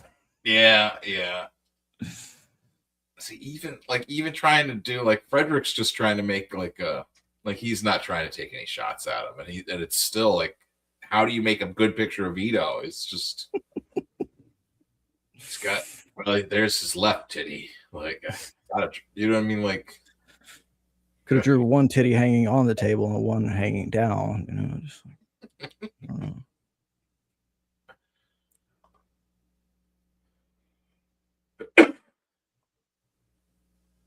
This is a robo one gun. Yeah, that's probably that's probably the most flattering one out of them all. Yeah, he looks like he's just like a big like biker guy here. Diggington Post says I designed the Planeswalker Vito and emblem. Technically playable as a commander, so it doesn't get shuffled in. Okay. Nice. Oh. Yeah, I like the idea of like using card games to like tell stories, but I don't know how to do like card games so well. Crimcell. Oh, this is Vito on the couch, but it's like he just drew him on there, and it's not. That's a Riververse couch. Yeah, it's not colored in though. Like he just drew on it with a line. Okay, well, I think he could have put more effort into it. It would have been funnier, but where do I know that name? Krim. He's in the chats and stuff. Oh, okay. Like that's one of the things with it is it's like you're drawing I thought he was drawing hentai or something. You know? It's like you're drawing like just a stupid image, and you're just like, it's like part of you the whole time is like, just that's fine. Just that's enough. That's enough. Just stop. That's not stop. You know what I mean? Like part of you is just yelling to stop the whole time, and the other part is like, you know, like just thinking about it. This is I saw this. This is Liam Gray. This is amazing work. Wow. This is yeah, that's why I bought a little replaceable, I don't know what the hell, little scalpel, little folding scalpel with replaceable edges. Dickington Post. I'll just call you Dick. No. On the ice on the couch and drew it over. Oh, okay. He's the, you know, I need to sharpen the pencil with a razor blade to get it done before the stream ended.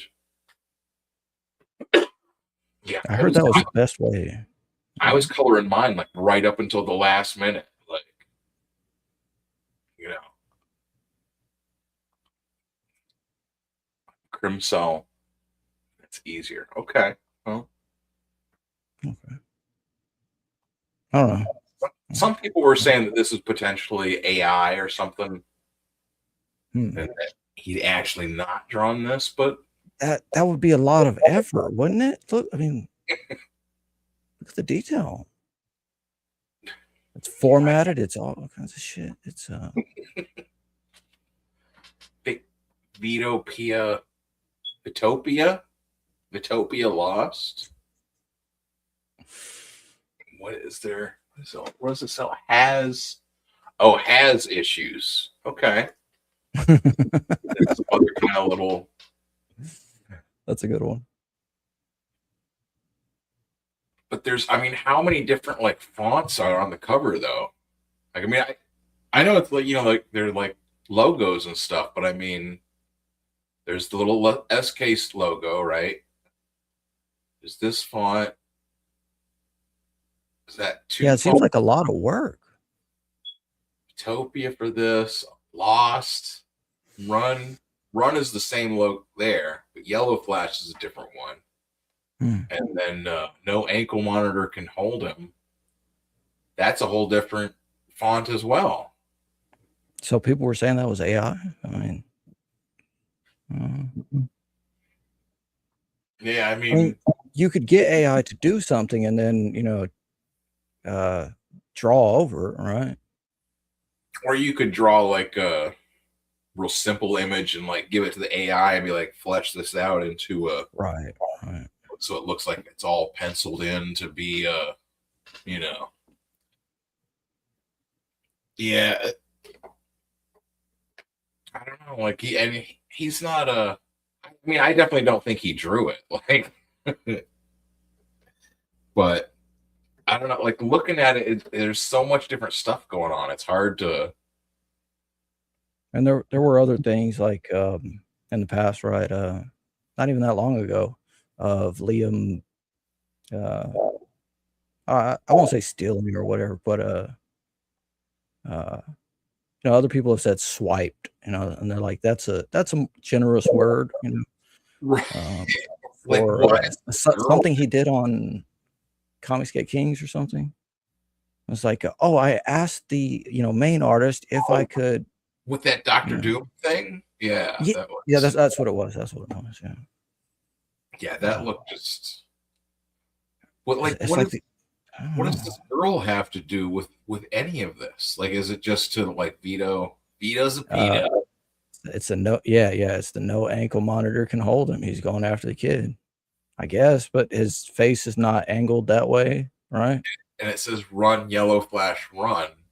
Like, yeah, that's what I'm saying. It's like it would make more sense if that was somehow like, why wouldn't he? Yeah, as you pointed out, isn't like Yellow Flash wears the little like Naruto headband or something?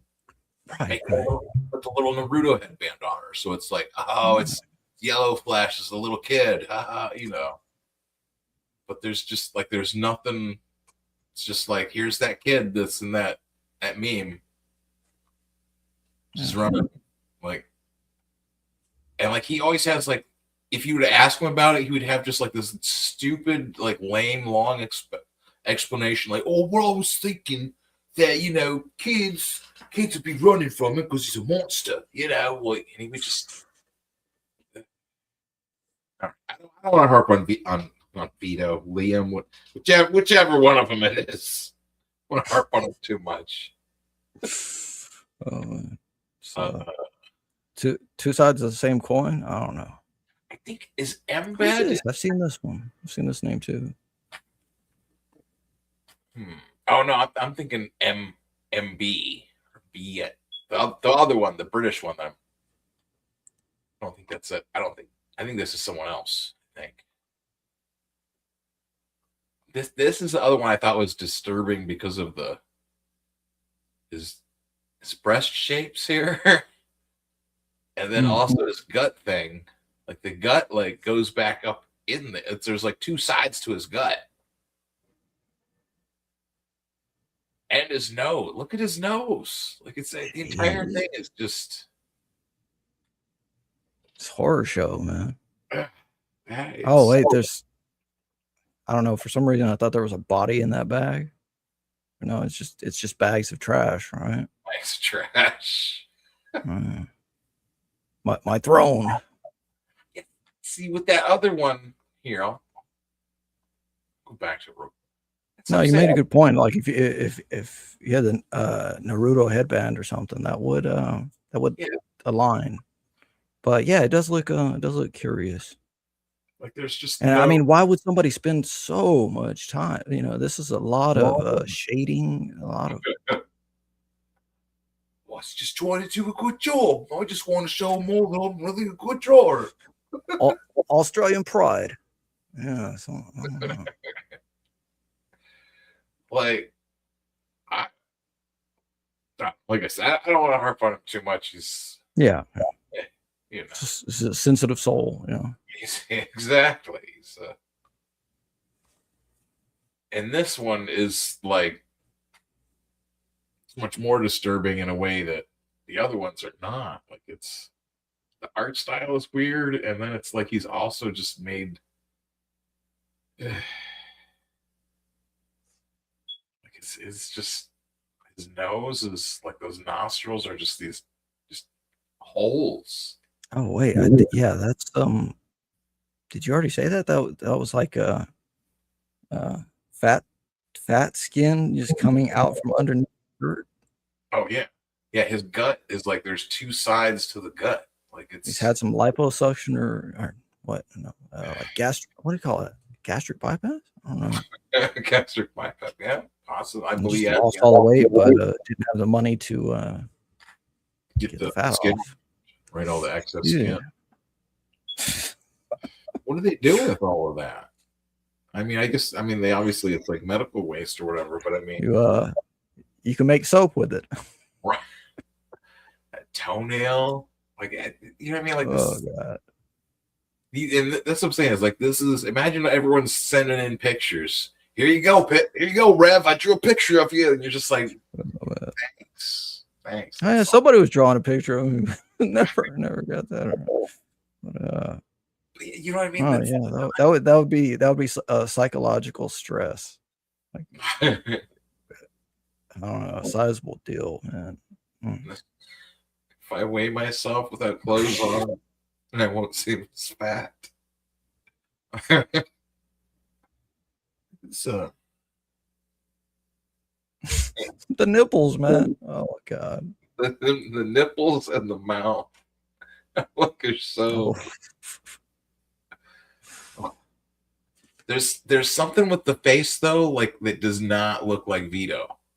Like I think it's a good image, but there's something in the face that's like, yeah. I don't know. Well, it's it's caricature. You know. Grim Jim. Pepsi, let's talk.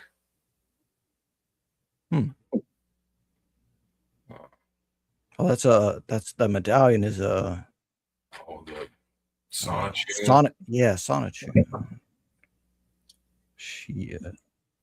What a mess. They said there was like 90 some entries and then like 28 winners.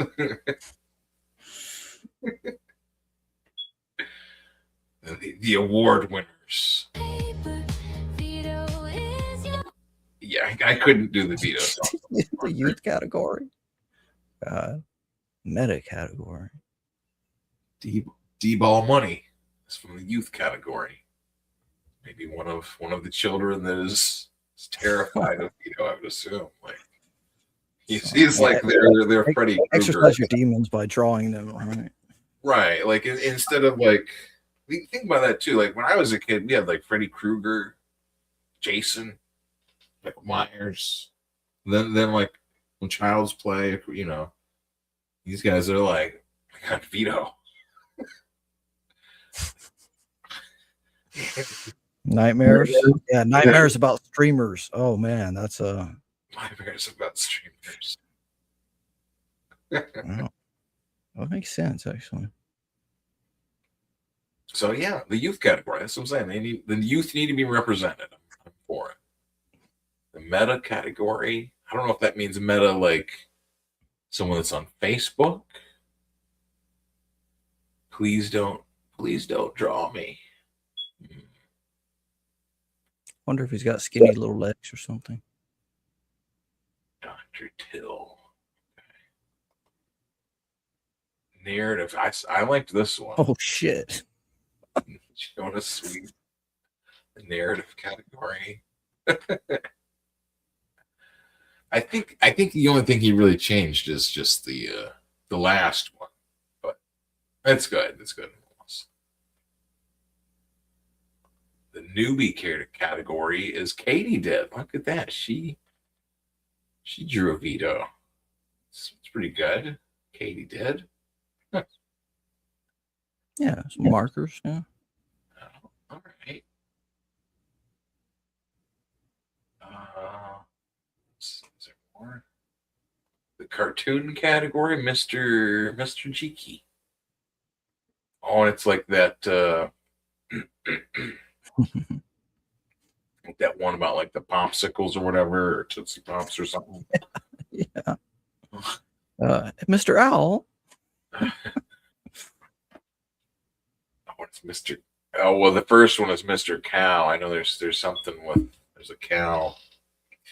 He cosplayed as a cow one time or something, and it's I mean, there's I like that there's like a whole bit of lore, but it feels like you need to be able to have like something for these shows. Like, how is someone going to get into like the biggest problem in the universe? You know what I mean?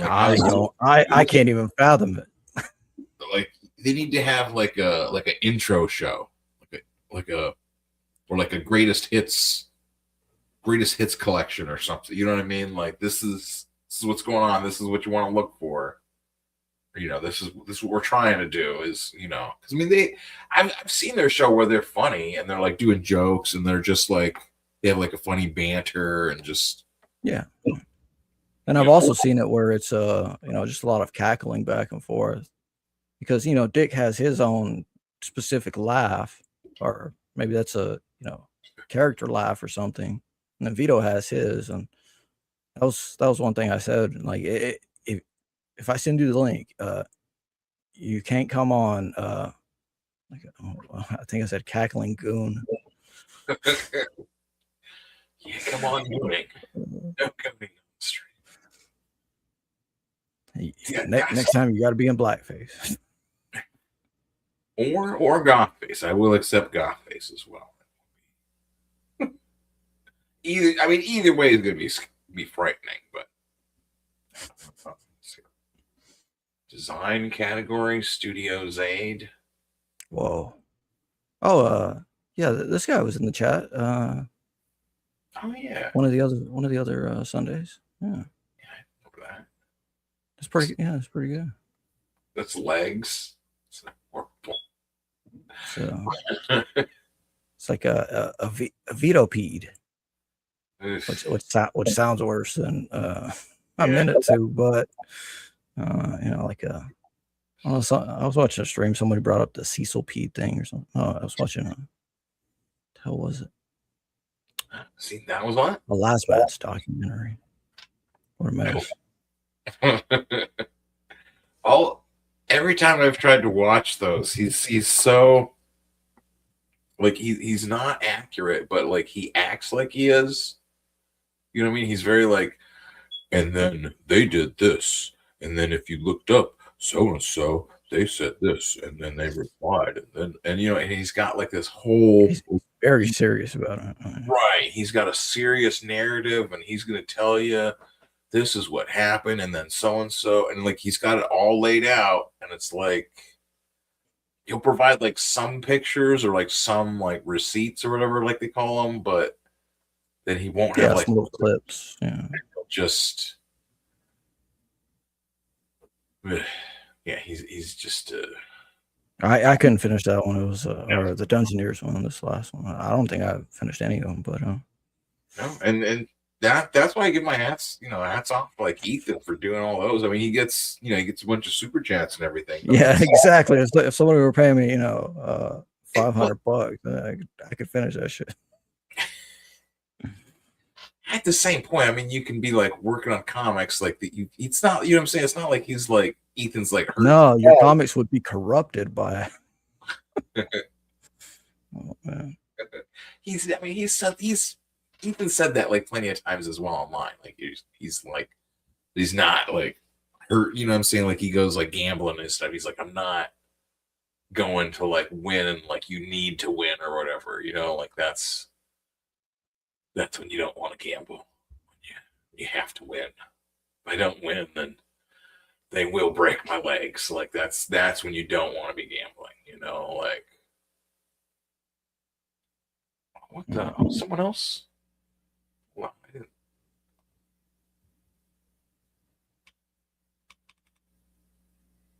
Oh, that was on something else. Okay, never mind. I'm just getting all confused now. Shit. Well, this is okay. This is what I told you, like on John Delarose's thing here. You go to click the link. Oh yeah. Page not found. What? Huh. Put in like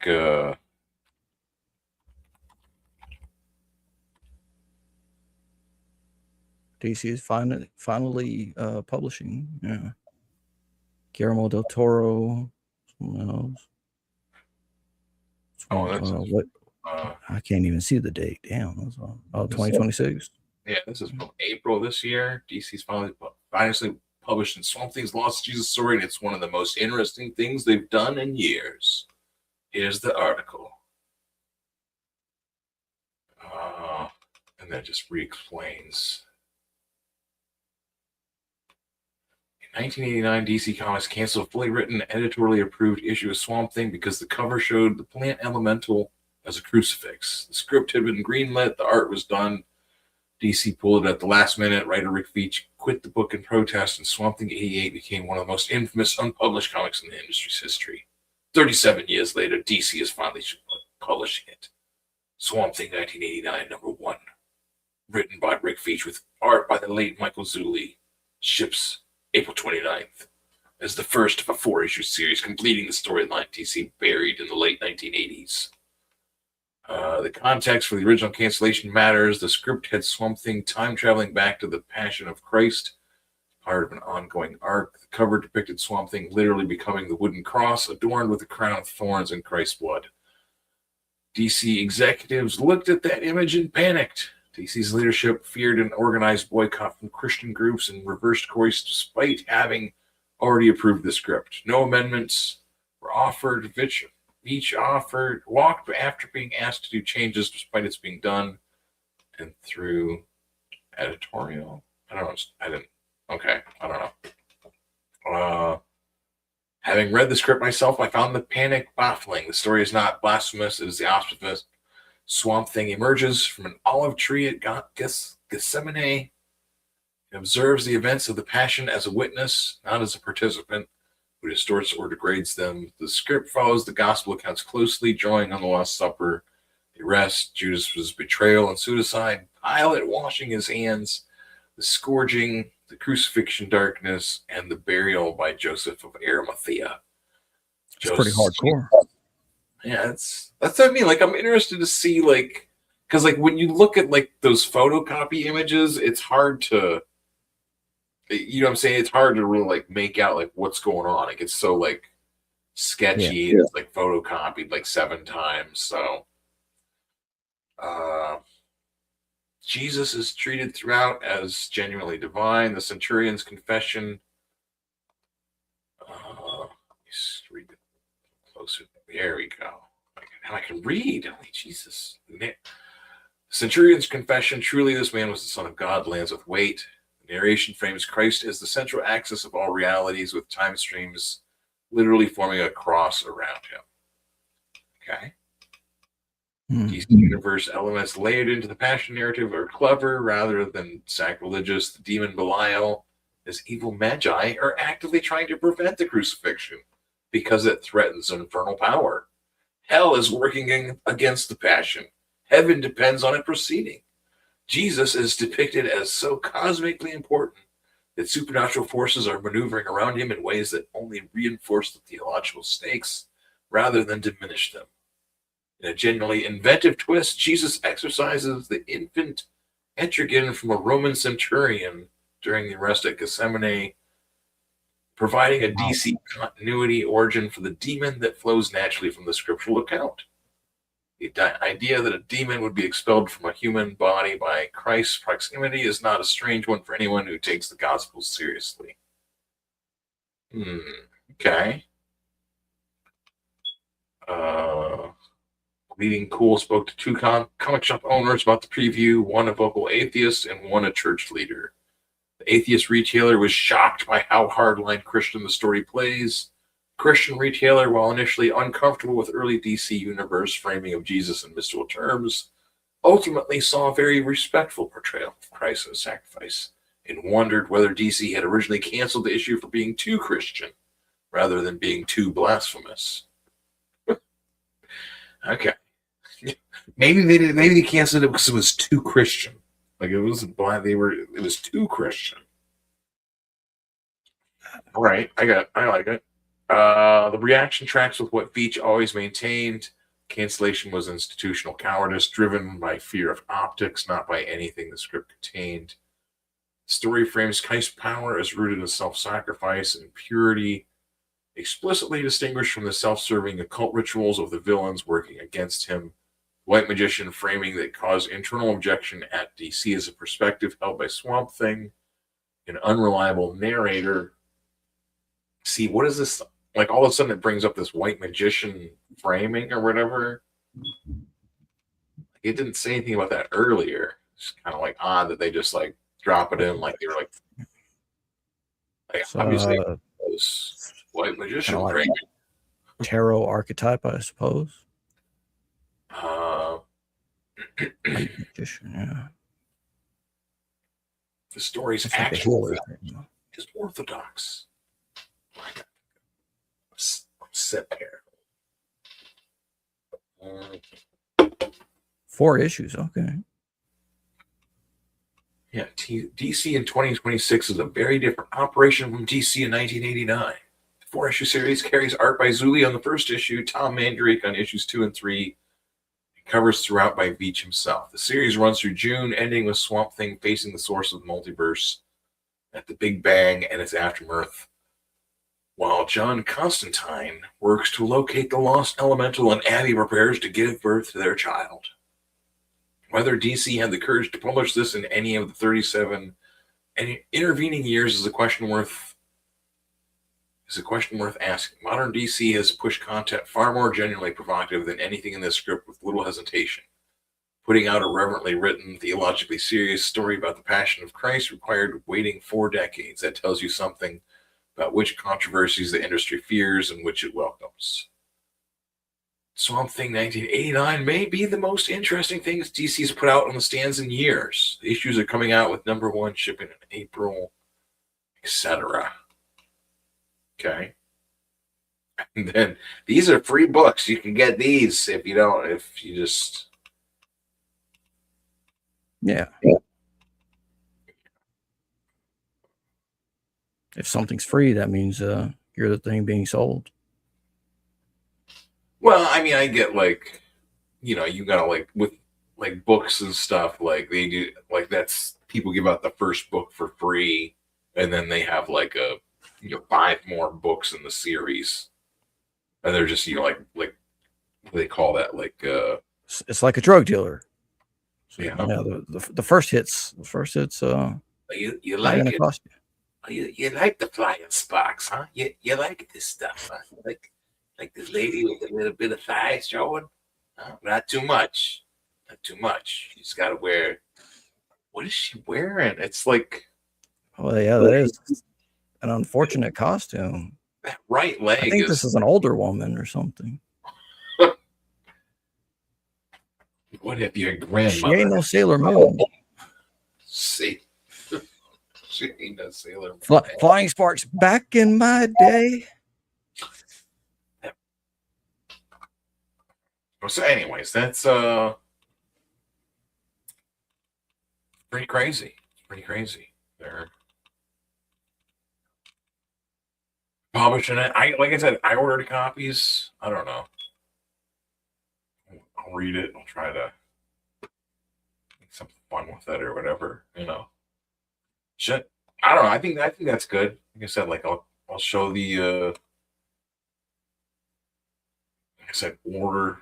Ask your local comic shop to order you a copy at American Nature Presents. And I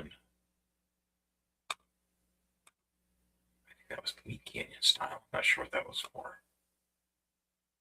Michael Myers, Vito. Yeah, that's what I was saying. Like, we were kids, we had scary villains. Now kids just have Vito or, you know. Streams. They have a Slender Man. They have Creepypasta.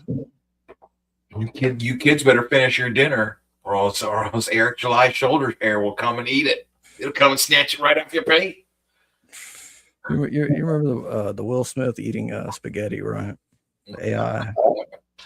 Like his shoulder hair, like pulling it in, like it's like tentacles. Oh, God. Yeah, that's what came to mind. Jeez. Well, shit. You want to try and figure out we're saying like with the Rumble and Kick stuff? Yeah, I'll stick around for a bit.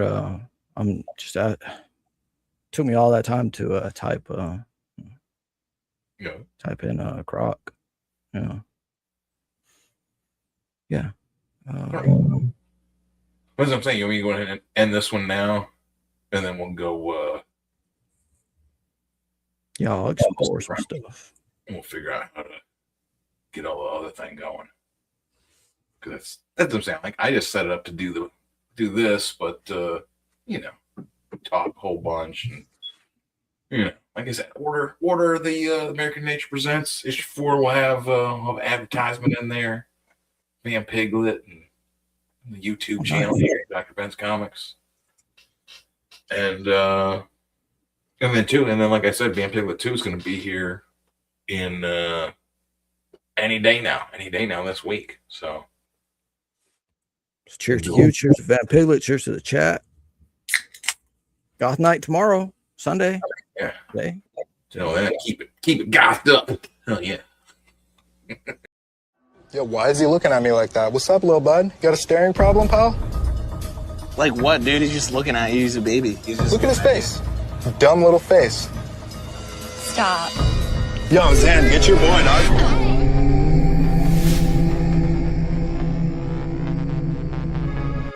I just say please, it's too much booty. We can't take it anymore. Mr. President, it's too much.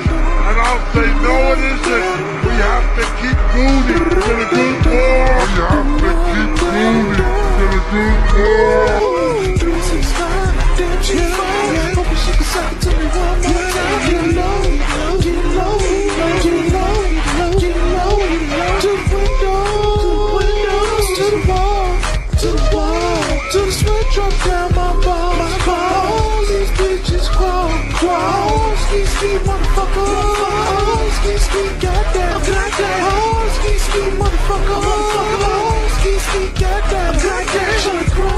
So fresh, so clean, get you fucked that, put your finger harassing me.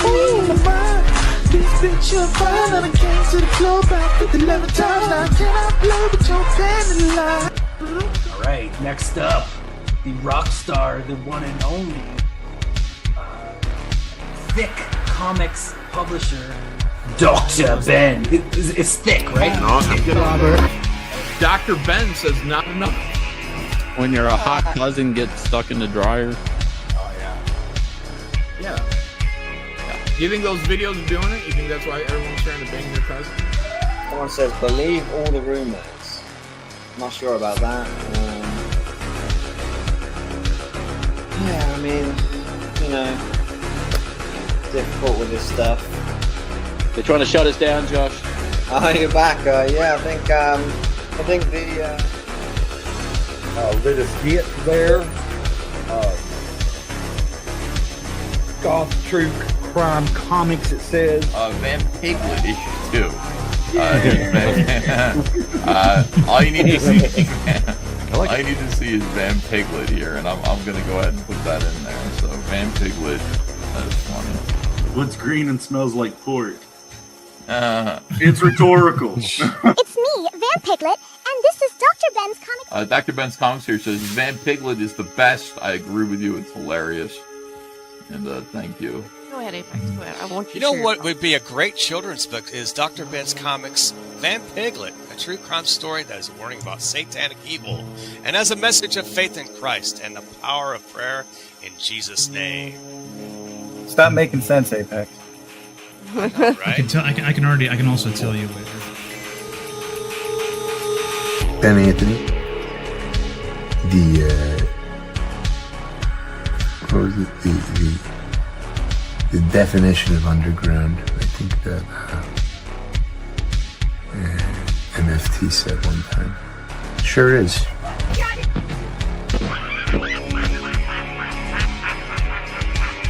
And it hit a meta level when some weirdos like Vampiglet were like, yeah, this does coincide with a lot of our comics group. Like, what are these people? What are those? What are those? Head wounds. What are those people with head wounds? What are those people with late comic books? Yeah, tons of people with late comic books. They need to be subjected to the Better Business Bureau. And I'm here to say, suffer. Even get tired of gooning. I just say, please, it's too much gooning. We can't take it anymore. Mr. President, it's too much. And I'll say, no, it isn't. We have to keep gooning. We're gonna goon more. We're gonna goon.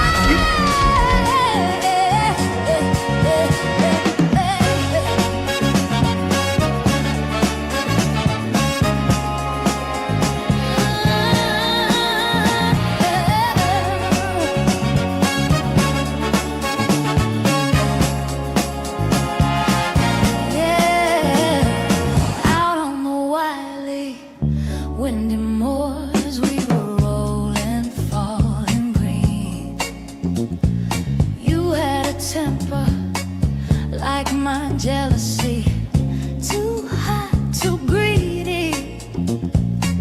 How could you leave me when I needed to possess you? I hated you, I loved you too. Bad dreams in the night. They told me I was going to lose a fight. Leave behind my wuthering heights. Heathcliff, it's me, Kathy. Come home, I'm so cold. Let me in your window. Heathcliff, it's me, Kathy. Come home, I'm so cold. Yo, dude, you remember me? Where? That Sleep Token concert. I fell down in the pit and you saved me. I do remember you. Yo, I'm doing all right. This guy right here is a hero. Oh my gosh, you like Sleep Token? I love Sleep Token. You remember me?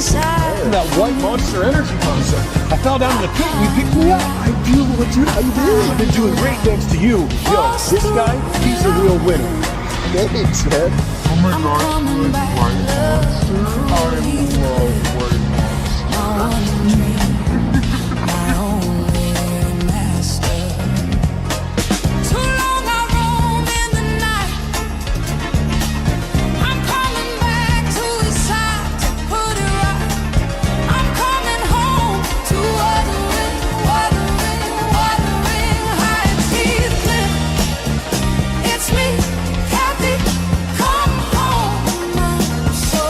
Vampiglet is the scariest horror queen in fucking time. No! It's me, Kathy. Come home, I'm so cold. Let me in your window. Oh, let me have it. Let me grab your soul away. Oh, let me have it. Let me grab your